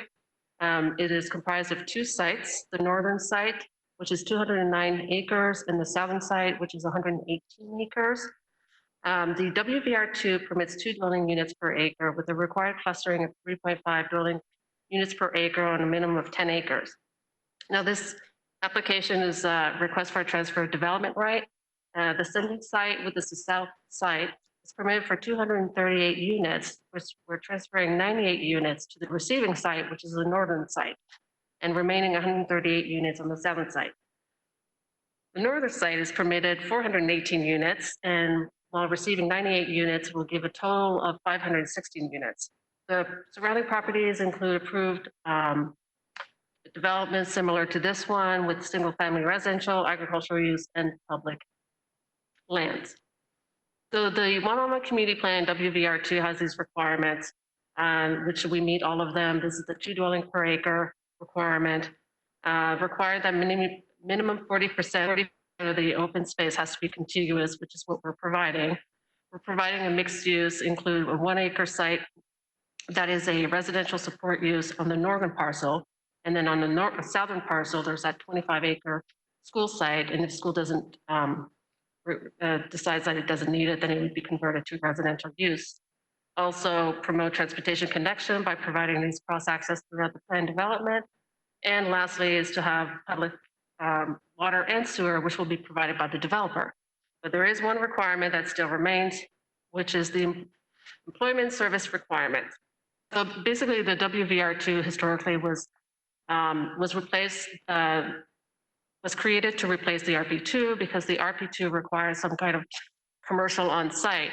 And so they've decided to help promote the commercial in the Waimama Village. They say, well, to create the WVR2, but promote the commercial to be located in the village center. And so this is the policy 48.1 that Cami referred to, that we had some different interpretation, which we found to have reinterpreted differently. And this is saying that if you want that intensity of 2 dwelling units to the acre, you have to meet the minimum clustering ratio, the job opportunities provision, as well as the shopping provision. So it's basically encouraging with the units to encourage the growth of the commercial. So to meet this goal for job opportunities and shopping provision, there was a tracking requirement to see what the improvements and possibilities are created with the accumulation of the housing in the area within the Waimama Village Plan. And so this is where we come down to that one word is shall achieve. It does not mean that jobs and services must exist prior to any rezoning request. We see this more as a tracking mechanism where you see the employment and demand created by the rooftops. And every time there's a rooftop, you see how much demand will be required or requested with these new homes.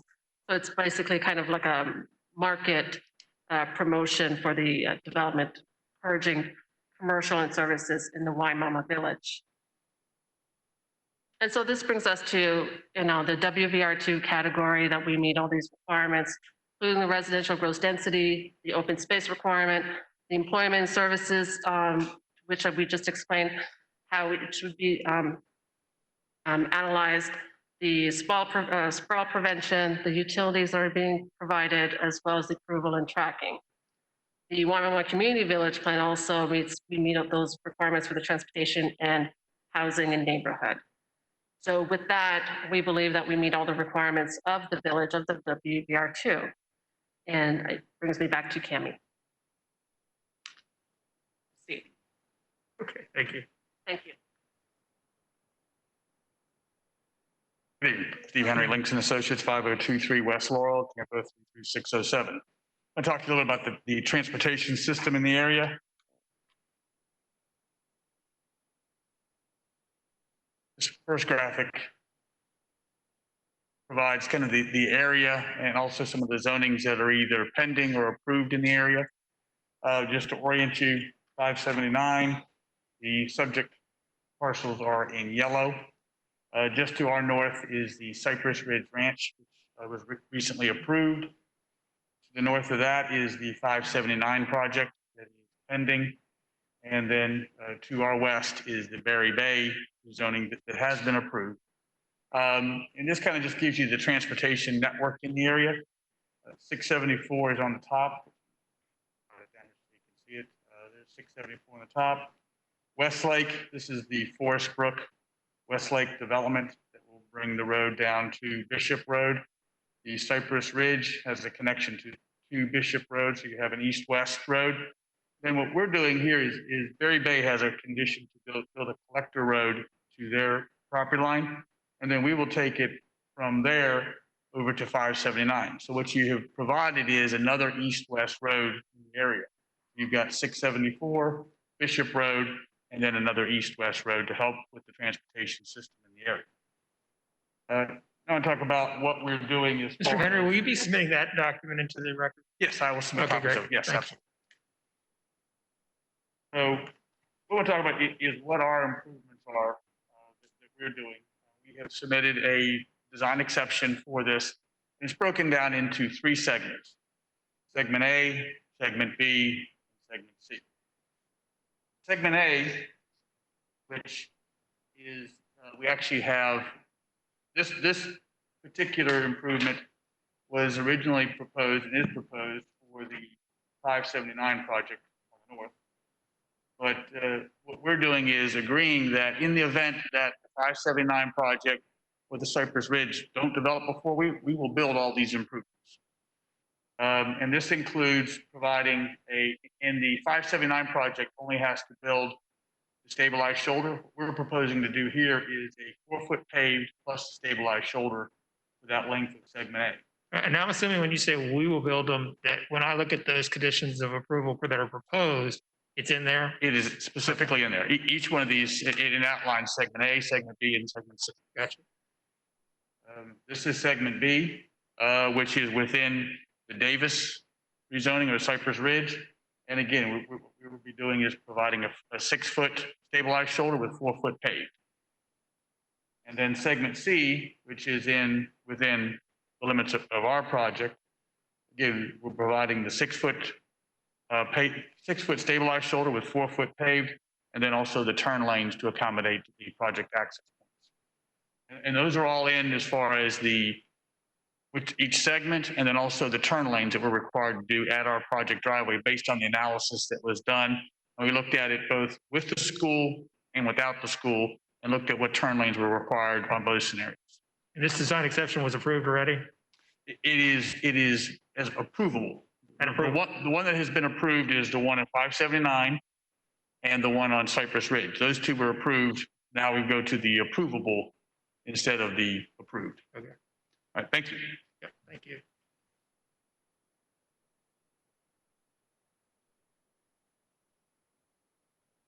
Now I'm going to briefly touch on 48.1. I know you're very familiar with the issues. Hopefully not too briefly, though. Go ahead. No, not too briefly. I am going to be. Ms. Corbett, I should lead you a little bit and say that if there has been anything that has transpired in the court system that I can know about, I'd like to know about it. It's been a curiosity of mine to know what other influences on this interpretation exist. That's exactly the part that I'm talking about. I'm going to address in terms of not only court issues, but what's happened subsequent to some of these approvals. So to start with, I'm submitting into the record, we've already submitted into the record an entire volume bound of this material. We split it up into 2 parts for you, and then I have an electronic copy for the clerk for you to take with you.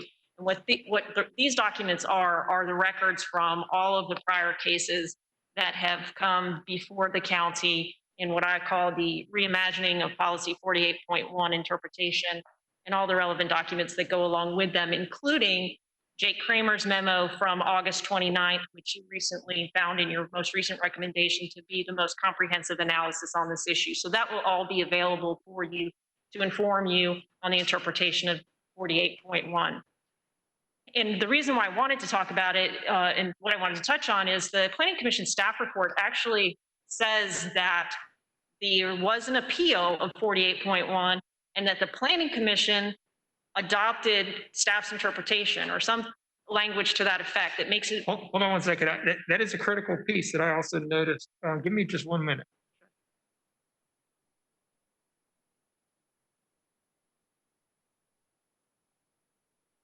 Is this the paragraph about additionally in late August, a formal interpretation of WVR2 future land use opportunities and shopping was requested by a private landowner?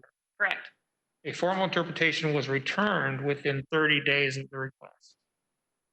To your knowledge, is that the case? I'm sorry, I didn't understand your question. A formal interpretation was returned within 30 days of the request. Right. So what happens is that the private, and I'm also submitting into the record the legal status of the comprehensive plan, which talks to you about what happens with an interpretation. So if you're seeking a broad-based policy determination from the Planning Commission, you submit a request of that to the executive director of the Planning Commission. And so what I think she's saying there, when it was returned, it was that the executive director of the Planning Commission issued an opinion to the private applicant that is consistent with their current interpretation of 38.1. So there's 2 different ways. So the Planning Commission staff only has, like Ms. Mills, only has the authority to opine and interpret plan amendments with respect to specific land applications. And then if you want a broad interpretation, such as this, we have this policy that there's a conflict over how to interpret it. You make the request to the Planning Commission, the executive director issues the report on behalf of staff, and then you have the right to appeal that decision to the full planning commission. Okay, before you go to that, the next important part, where is that elusive interpretation? I've never seen it today. It has not, well, actually, it's a good question. We may have it. We'll see if we can find it for you. Okay. And submit it into. Give me a second.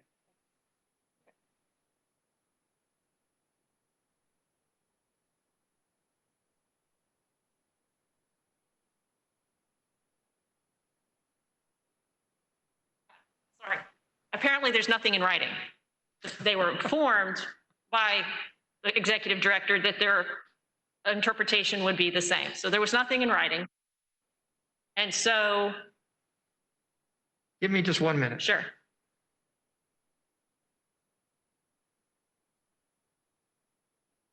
Go right ahead. Okay, so there's nothing in writing. And so there was an appeal filed of the interpretation, presumably going to be the same interpretation that's been rendered in these other cases. So there was an appeal filed on the nothing in writing interpretation? Correct. Okay. And the planning commission, the body of the planning commission declined to make a recommendation on the merits of that appeal. Okay, give me 1 minute.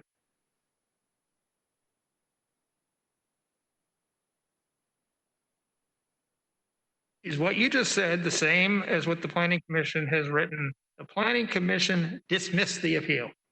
I think dismissed might be an accurate term, but not on the merits. They dismissed it, and I can have Mr. Lutz clarify on exactly what the basis was, but my understanding is that because the board took action on August 13th, that the interpretation in the appeal was now moot. Board of The Board of County Commissioners, I'm going to talk about that in a minute. The Board of County Commissioners on August 13th, in the middle of a land use meeting, there was a motion made by one of the commissioners who said, I make a motion that we adopt the Planning Commission's interpretation of policy 48.1. Now, with respect to that, and your understanding of what happened as you just applied it, did that circumvent the comprehensive plan's application of interpretive power requirements? It is in conflict with the power. I would suggest that the board does not have the interpretive power pursuant to the comprehensive plan to make that kind of broad interpretation. The legal status of the comprehensive plan does not grant that authority to the Board of County Commissioners. Is it your position that the comprehensive plan says, here's how you do it? Correct. And it needs to go through the planning commission? Correct. That's correct. But the planning commission decided, well, it's the board's plan, so that is moot. We don't need to decide it, so they didn't make a decision on the merits. Give me 1 second. Sure.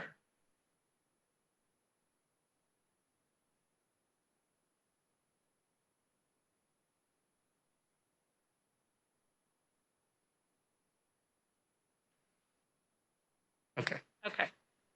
And they apparently made some procedural arguments or something, but they really did everything they could to avoid hearing the issue on the merits. But that's who has the broad interpretive power. If you look in the legal status of the comprehensive plan, the Board of County Commissioners just doesn't have that power. They have the power to render a decision on a specific land use case where policy interpretations are presented to them.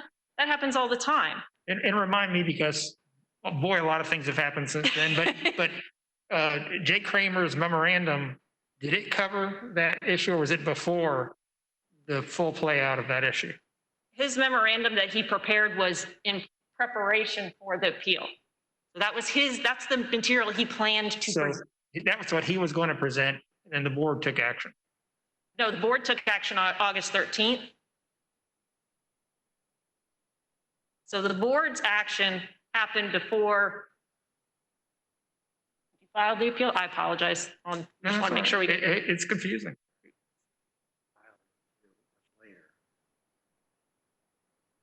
Went to the planning commission board. Probably should say your name and. For the record, Steve Luce on behalf of the applicant. Mr. Hearing Master, it's my understanding you provide address for the record. 111 South Armenia Avenue, Suite 201.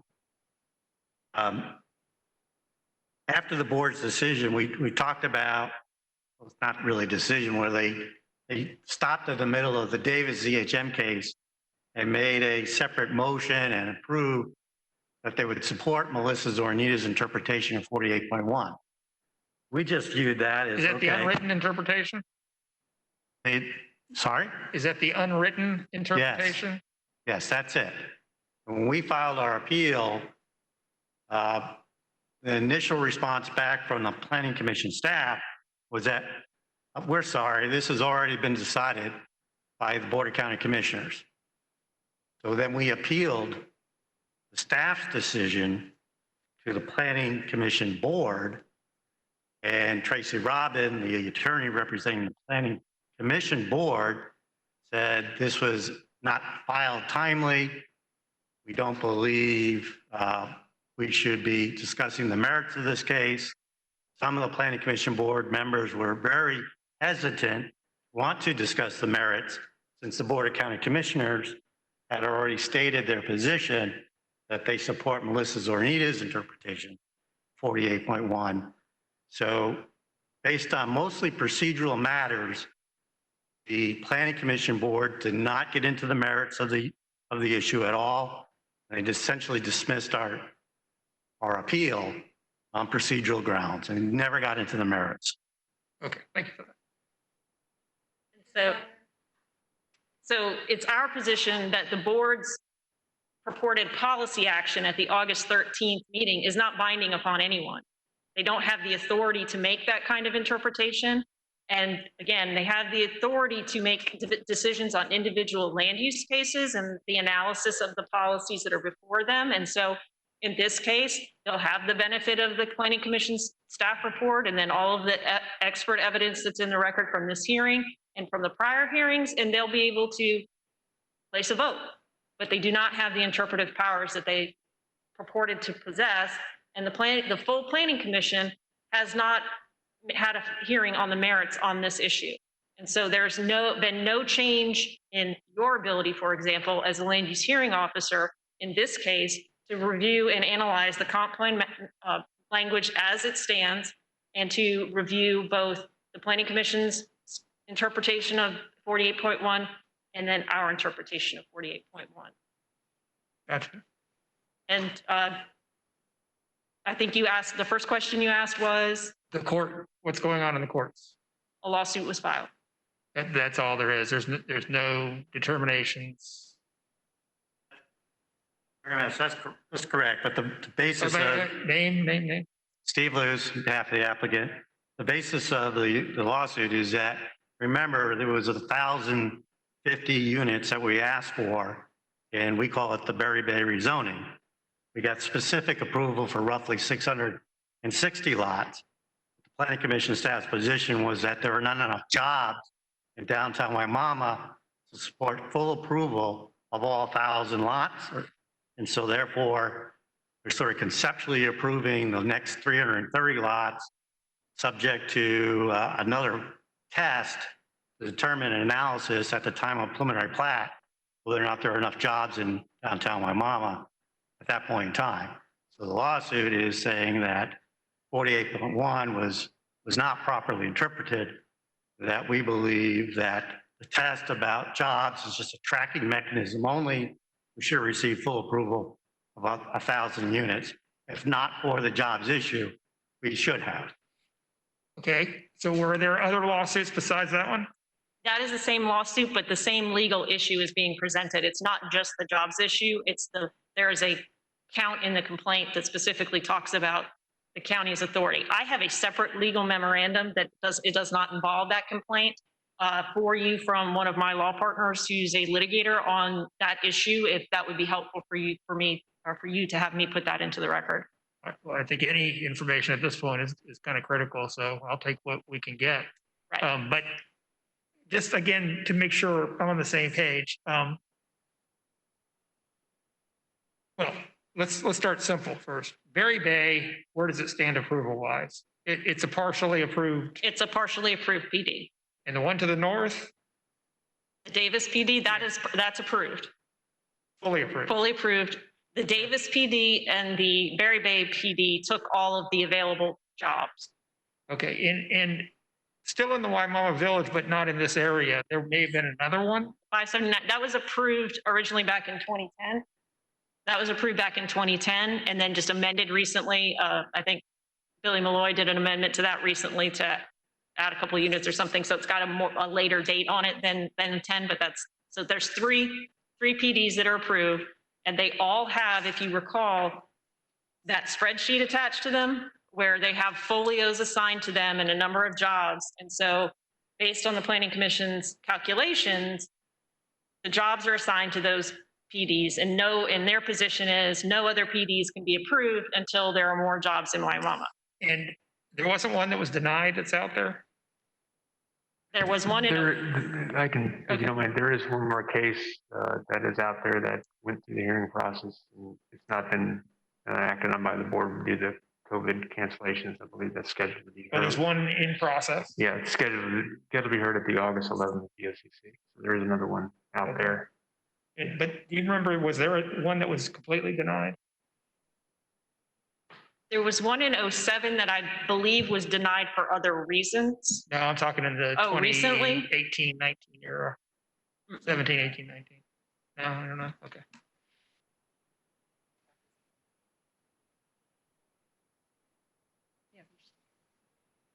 I think Isabel has a graphic that maybe.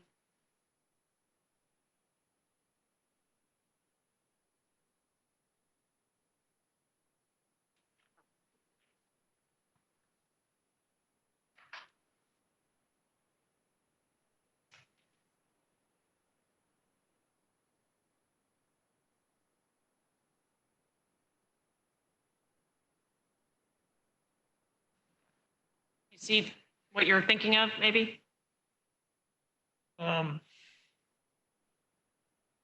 thinking it was. This is Mr. Area Master Steve Lewis again for the record. This is a WVR2 application that was heard by you pre-COVID-19, where we had staff recommendations of denial, and the staff reports clearly stated that if not for the jobs issue, they could have supported that rezoning application. Your recommendation. What happened to it ultimately? Okay, well, just quickly for the record, your recommendation was for approval, and it's now pending, as Mr. Grady said, because of COVID-19, we've delayed a lot of the BOCC public hearings on zonings. And so at the moment, we're looking at August 11th, frankly, next week, we'll finally get to the BOCC. I could be wrong, but it's 674 in Waimama South. I think you're thinking about cases that were denied during the RP2 area. You're thinking about cases, there were cases that were in the RP2 plan category that were denied. I think that's what you're talking about. That area is in the RP2. So yeah, there were some cases that were denied, but again, those are not in the WVR. Those are in the RP2 plan area. Right. Okay. Anything else? So with that, it's our position that the Planning Commission still has 48.1 wrong. There's been no intervening activity that would intervene with your ability to render your opinion in this case, just like you have in any other case. Thank you for your testimony. If I could, just one last comment too, is that in the staff reports from the Development Services and Planning Commission staff, if not for the jobs issue, again, in this particular case, they could support and recommend approval of this proposed rezoning. Thank you for that. Thank you. All right, and Development Services. Hi, this is Michelle Heinrich. Are you able to hear me? Yes, we are. Go ahead. Oh, great. Again, this is Michelle Heinrich, Development Services. This is a request to rezone 327 acres from AR, agricultural rural, to PD to allow for 614 single-family lots on 2 non-contiguous parcels in the Waimama community. As you heard from the applicant, they are doing a transfer of density between the 2 sites. The subject properties are located in the rural service area, and a maximum density of 2 units per acre is potentially permitted. The north parcel is 209.2 acres in size and will serve as the receiving area. The south parcel is a little over 118 acres in size, and that will serve as the sending area. The size of the south parcel will allow a maximum of 236 units. 98 of those will be transferred to the north, while the remaining 138 will remain on the south parcel. The north parcel size permits a maximum of 418 units, and with those transferred 98, a total of 516 would be potentially permitted on the north parcel. As outlined in my staff report, development containing 2 units per acre requires multiple development characteristics for the comprehensive plan. Briefly, some of those include at least 40% of the site is to be reserved as open space. A minimum clustering ratio of 3.5 is required. Projects are to provide a mixture of uses. Connected transportation routes are to be proposed, and diverse housing is encouraged, which is not isolated from the greater community. The plan or the project does demonstrate compliance with these goals. However, as the applicant just discussed in their presentation, there is also the requirement that jobs and commercial entitlements be present in the Waimama area at the time of rezoning to sustain the proposed residential. Planning Commission staff has found that the project does not meet this requirement and therefore does not find the project consistent with the comprehensive plan. As such, Development Services does not recommend approval of this request. And that concludes my remarks. Thank you. Thank you for the testimony, Michelle, and the Planning Commission. Unica Mills Planning Commission staff, the site is located within the Waimama Village Residential 2 future land use classification, the rural area, and the Waimama Community Planning Area. The applicant is requesting the planned development of 2 non-contiguous sites by utilizing a transfer of development rights to develop a maximum of 654 residential units and a residential support use. Both the sending and receiving areas are located within the WVR2 future land use classifications and are consistent with TDR policy 32.10. The proposed single-family residential units and residential support use is comparable to the existing development pattern in the area. The character of the area is mainly large lot single-family residential and ELAP lands. The applicant is meeting the clustering requirement as outlined by policy 48.1. The WVR2 future land use classification specifies that contiguous open space shall constitute no less than 40% of the gross site acreage. The applicant is meeting that requirement. The application provides for a balanced transportation system as described in Goal 5 of the Waimama Community Plan. The applicant is providing open space as described in Goal 2 of the Community Plan. For policy 48.1 of the future land use element, employment and service requirements shall be met to achieve densities in excess of 1 unit per 5 acres. Since 2009, several planned developments have been approved. P 10-0147, 18-1048 accounted for approximately over 1,400 jobs from the industrial, West End, and downtown districts.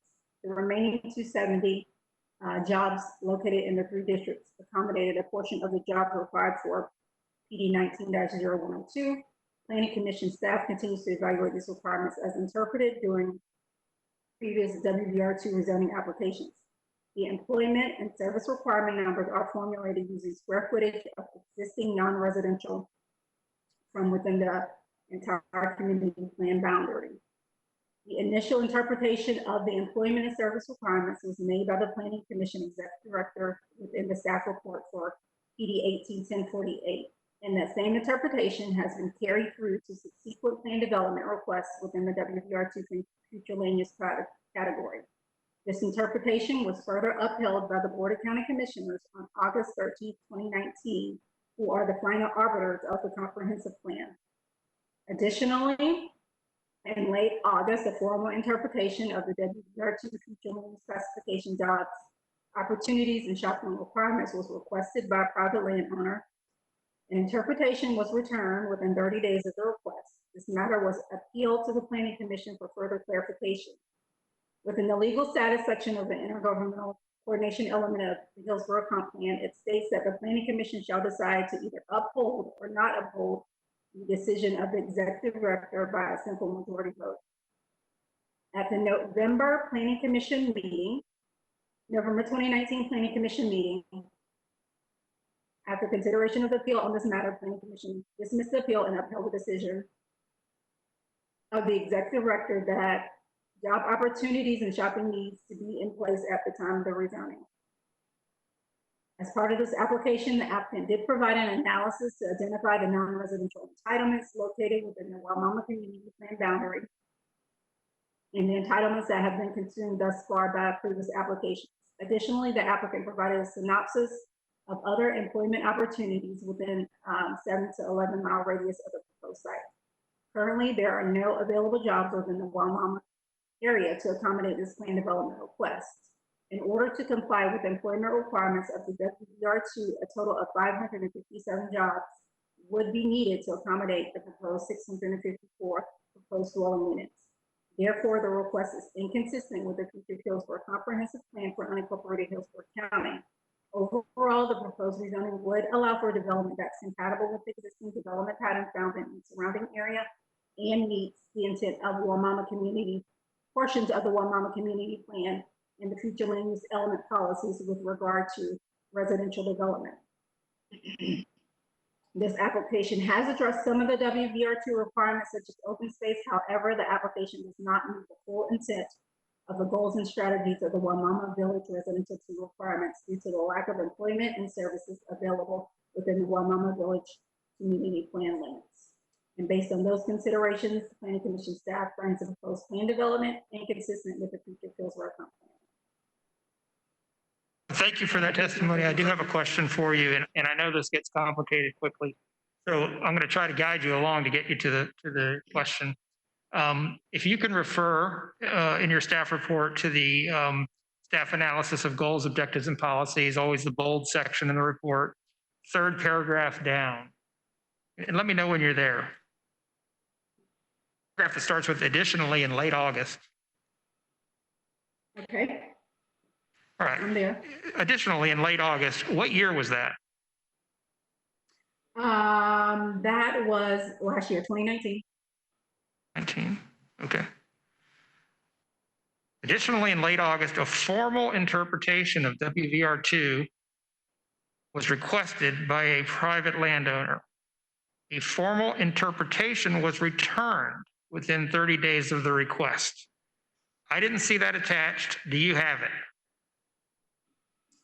I do not have it attached, but I can provide it after this meeting.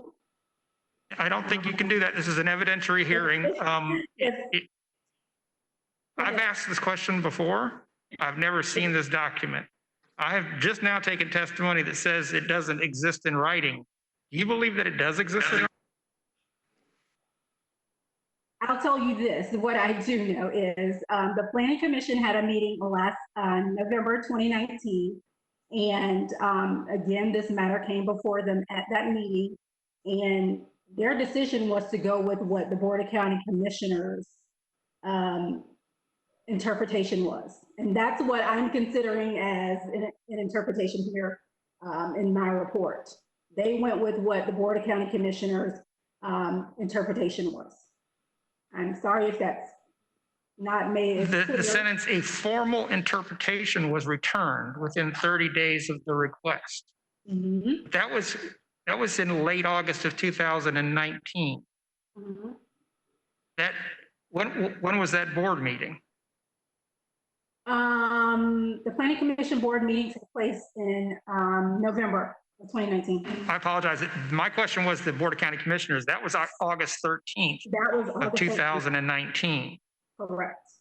So I guess where I'm confused is, you wrote that in your report, by the way. You wrote the interpretation was further upheld by the Board of County Commissioners on August 13th of 2019.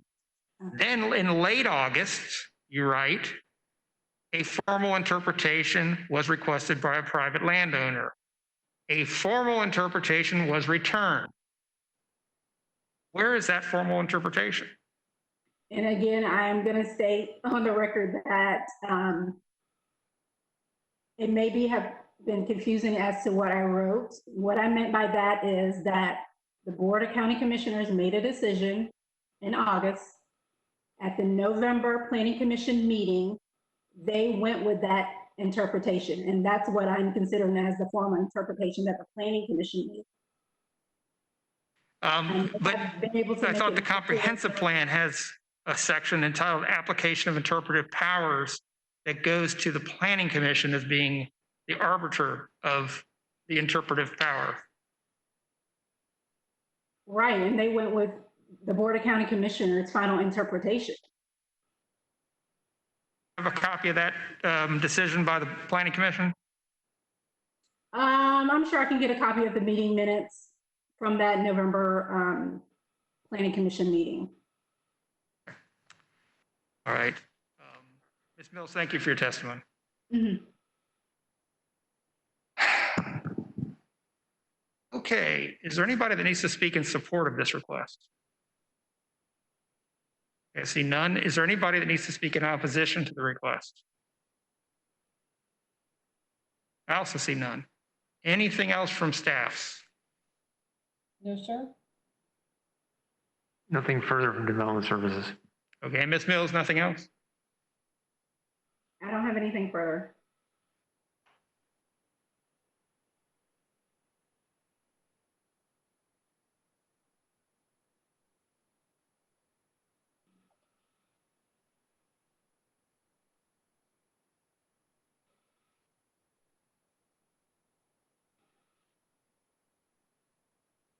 Could you repeat that, Ms. Mills?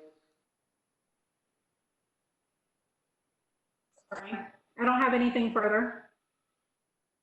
Thank you for that. Any applicant? Yes, since there are a number of emails in the record, in optics from reporting to record that complain about traffic and level of service and roadways, I'd like to have Steve Henry come up and just address a few things, items related to transportation.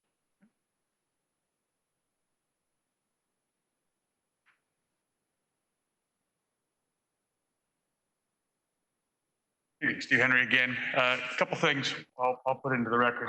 The first one, of course, obviously we did a traffic analysis that showed all of our project driveways work at acceptable level of service, and we're providing the turn lanes per the land development code. In addition, I'm going to provide a copy of the 2019 level of service report. And I've highlighted on there the existing level of service for 579.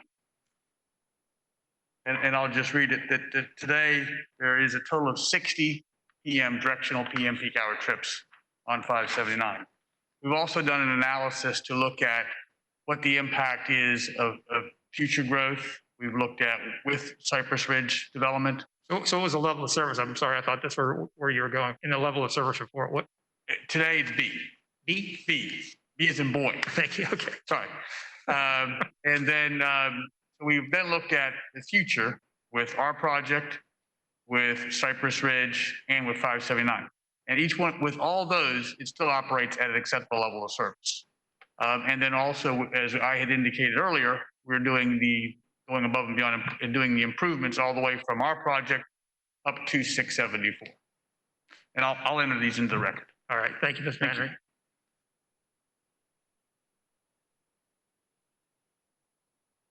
I just want to close the loop on some of the questions that were being asked. I think we've clarified that there was a written response to the request for appeal, but that written response said that the Planning Commission was declining to issue a written interpretation in response to the request for the written interpretation because of the board's actions. And I think it seems like you have the interpretive policies in front of you.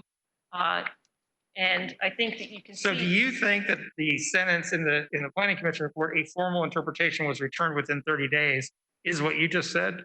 Yes, that they wrote back and said, we're not going to take up this issue because it's already been decided.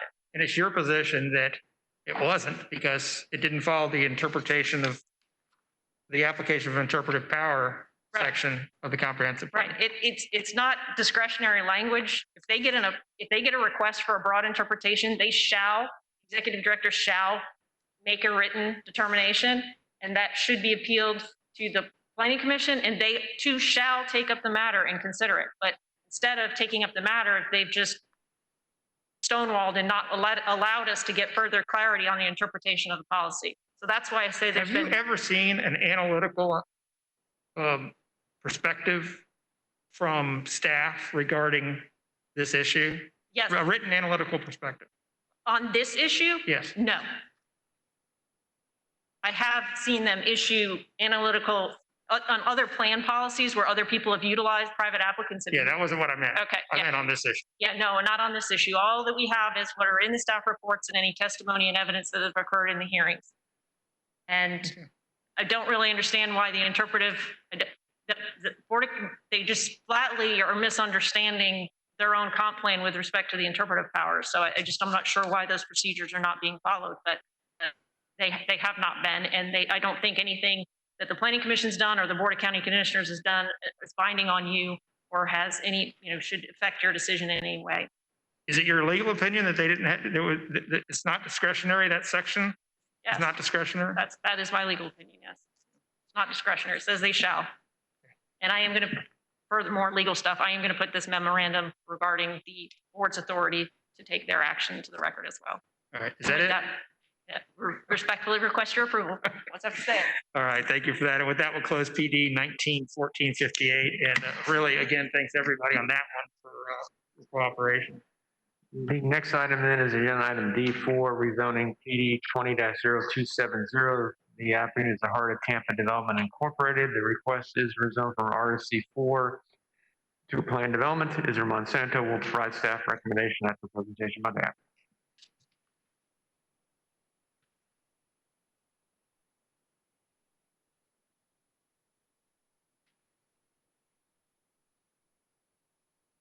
Good evening.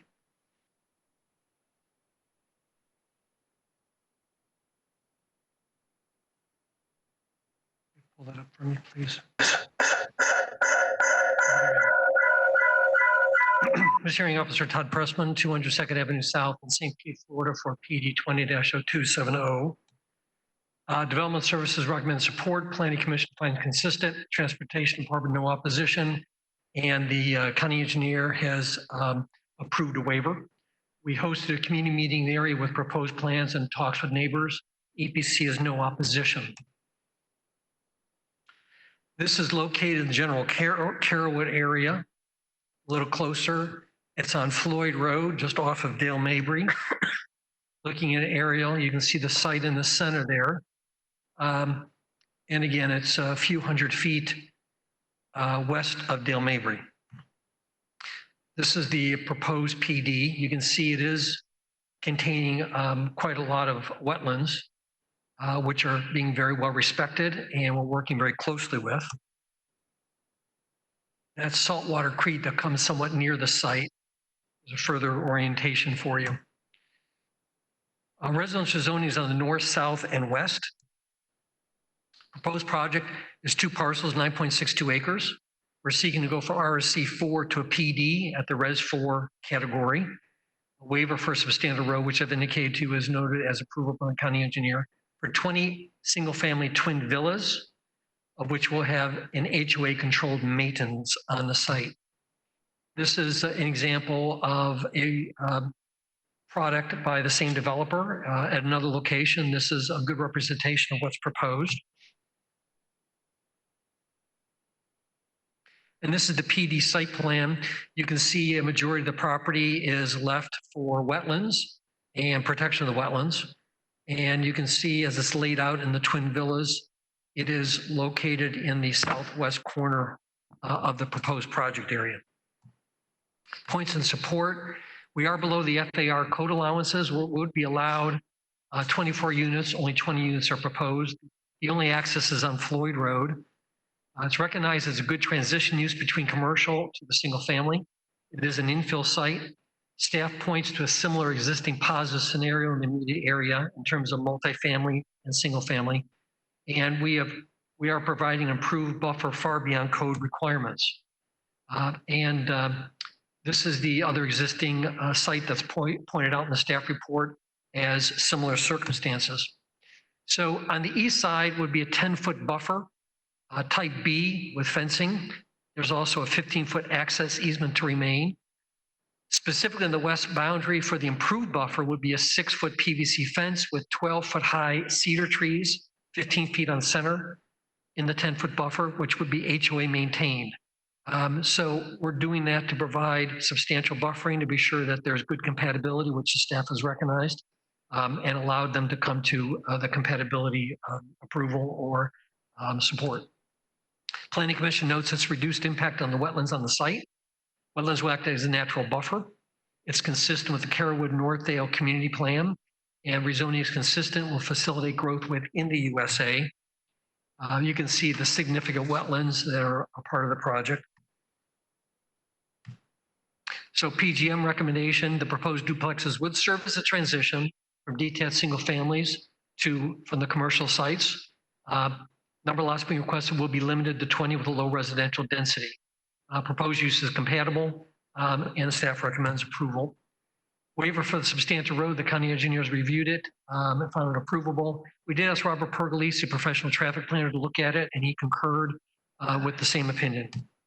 So in summary, we are supported by the staff, so we've had no agency objections. We've worked extensively with public outreach. As indicated, we did have a community meeting that we invited quite a large number of people to. This has been a very successful product for the type of housing. Mr. Willenbacher is here. He's a developer. He'll be happy to answer your questions. Very wetland friendly, below the FAR and the comp plan category. It is an infill project, good transition, and an improved upgraded buffer. So with that, we ask for your support. Okay, thank you, Mr. Pressman. And Development Services. Israel Monsanto Development Services. Can you hear me? We can hear you. Go ahead. Thank you. I will share my screen.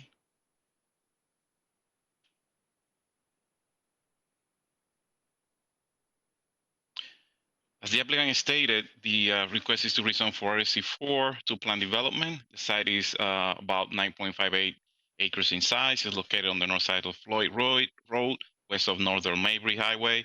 It's within the Greater Carrollwood Northdale Community Plan. It's in the urban service area, and the future land use is residential 4. The project will consist of up to 20 dwelling units in the form of 10 duplexes. Since wetlands covers more than 25% of the site, credits for density are being utilized. Under the credits, the site could be developed with up to 24 units. The project will cluster the duplexes on the southwest portion of the site. The project will have a single access point to the south connected to Floyd Road. Connections to the north and east are limited by extensive wetlands and a creek. The applicant is not proposing to provide future connectivity to the west, where a single-family home exists today.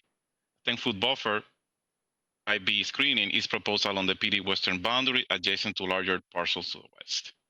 Existing vegetation will be maintained. The applicant, however, proposes enhanced screening consisting of a 6-foot PVC fence with staggered trees.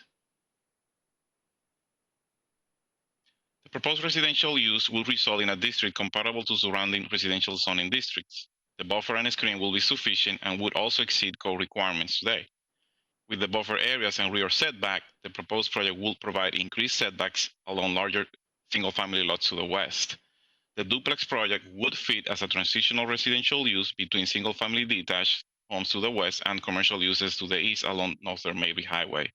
No impacts to wetlands or encroachments to the setbacks are being anticipated.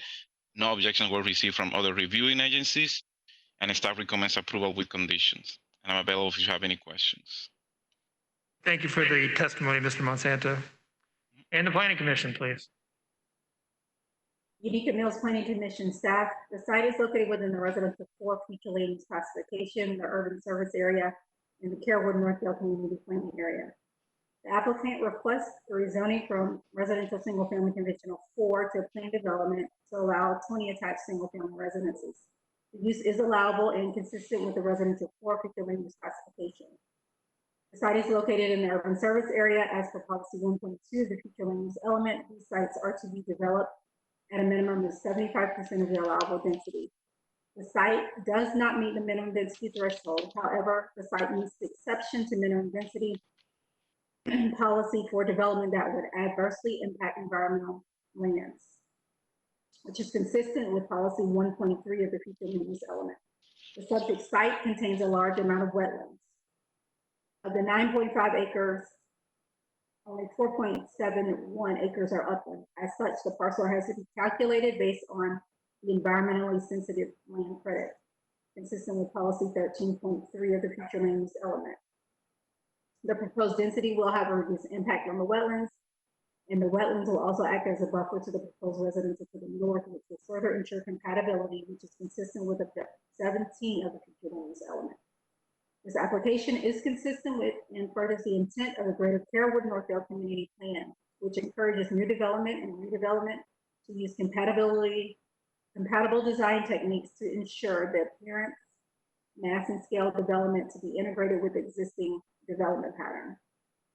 The site plan proposes a 10-foot buffer along the western boundary to mitigate any impacts. And based on those considerations, Planning Commission staff finds the proposed plan development consistent with Hillsborough Comprehensive Plan. That concludes my presentation. Thank you. Thank you, Ms. Mills. Okay, is there anybody tonight that needs to speak in support of this request? Seeing none, is there any opposition to the request? Mr. Pressman.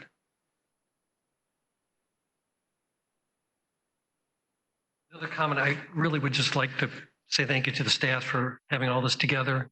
Again, it's been a lot of work. It's very much appreciated. I think it's been run just beautifully. Thank you. All right, thank you, Mr. Pressman. And with that, we'll close PD 20-0270, and I believe that'll do it for our hearing, Brian.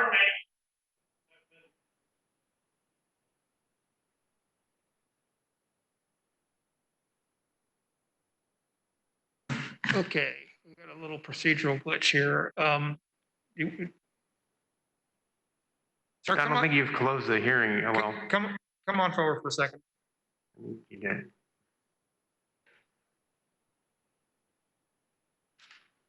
No, sir, hold on. Here's the problem. I went through each petition tonight, announced the petition. I asked for proponents and opponents. And I raised my hand.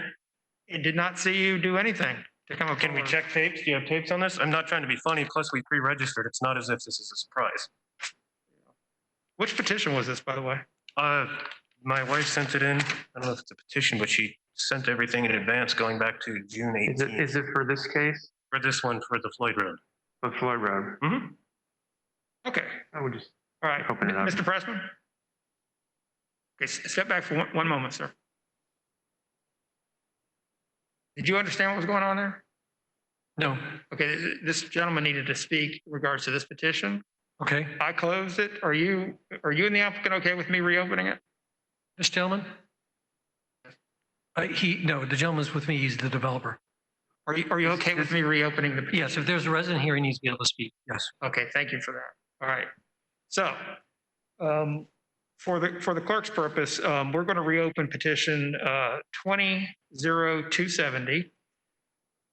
Sir, am I to understand that you need to speak in opposition to the request? I guess opposition would be the best word. Well, so we only have two choices. It's support or opposition. Which one? Okay, then come on forward.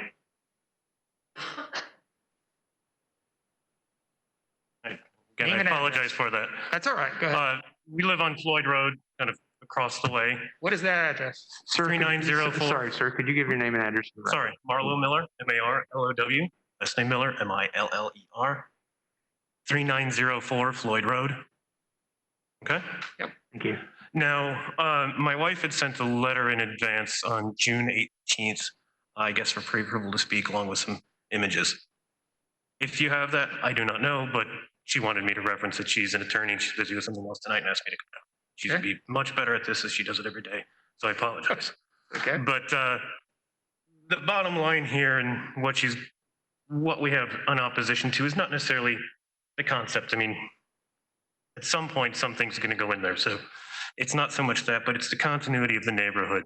You know, it's here comes the neighborhood or here goes the neighborhood. And that's what we're looking at. And they do make a nice proposed building, but it's kind of, you know, like the photos of your dinner and then your dinner. They're very different. We know that. So we're asking that they consider the neighborhood. They consider that they're bringing this traffic in, the speed, and it's not going to be congruent with the style of the neighborhood, maybe like the enclave down the way. We're in a position, if you look around, we're trying not to get close to each other. And as a commission, you've asked us to wear masks, you tell us these rules, and you're now talking, hey, but it's okay for us to say, these are the rules. but they don't apply here. We're going to put more people together, even though that's not what we say to do. So we're going to have more traffic, more, stuck on the resources of that street that's dark. Everybody speeds down it. And, you're already waiting for the blight to come down with people walking off Dale Mabry from the bus stops. So for us, we want to make sure that that's some sort of quality there. You're looking at a time where you're talking about, can the jobs in Waimama support that community? Last time I saw, nobody's really hiring on Dale Mabry right now. Stuff's shutting down. So you want to increase the density, do all this stuff, and the people that are there paying your taxes now and voting for you now, right, are the ones that are stuck holding it. My mailbox gets taken out. I'm scared for my kids out there. We're putting a gate up because people just fly down because everybody else has speed bumps but us. My grandson almost got hit the other day. So it's not a matter of, we realize they want to put something in. Please do. Please put something nice and beautiful. But don't put in something that's a ton more people and looks like garbage. And I know they present a nice picture, but look at their website of the drawings and then go to Google Earth or go actually to the site and see what they produce. They're great people. They produce some great homes. Just if they could have a better promise and,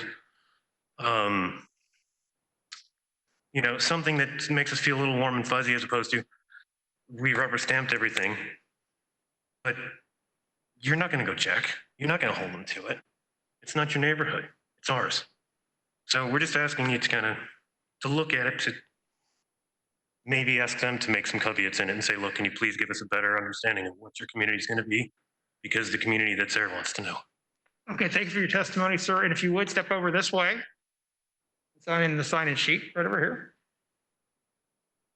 The end of the table. And Mr. Pressman.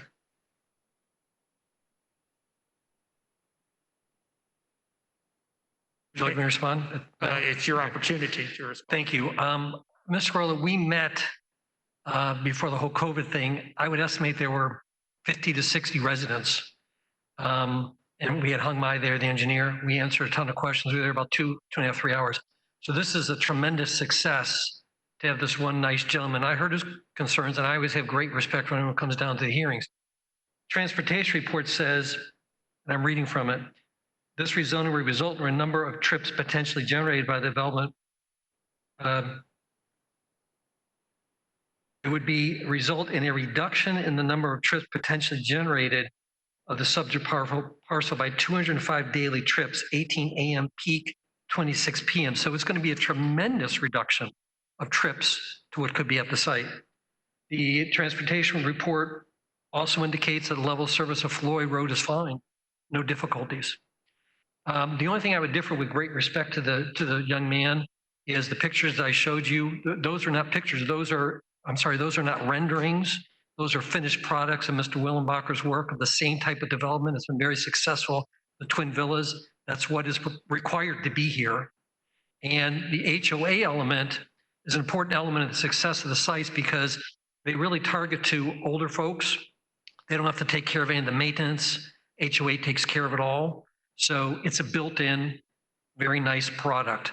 As I indicated to you and in the staff reports, this is a reduction of the FAR. They're below the number of units they could have. And they've been extremely environmentally safe, as the staff report notes as well, that they've been very respectful of the wetlands and they're very well taken care of. So again, I will say respect to the gentleman. We've done a tremendous job with the neighbors by virtue of who's here tonight. I have respect for the gentleman's opinions.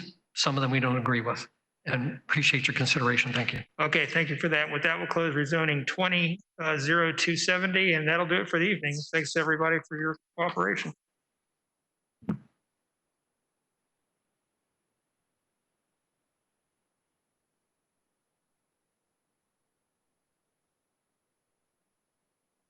That concludes our meeting.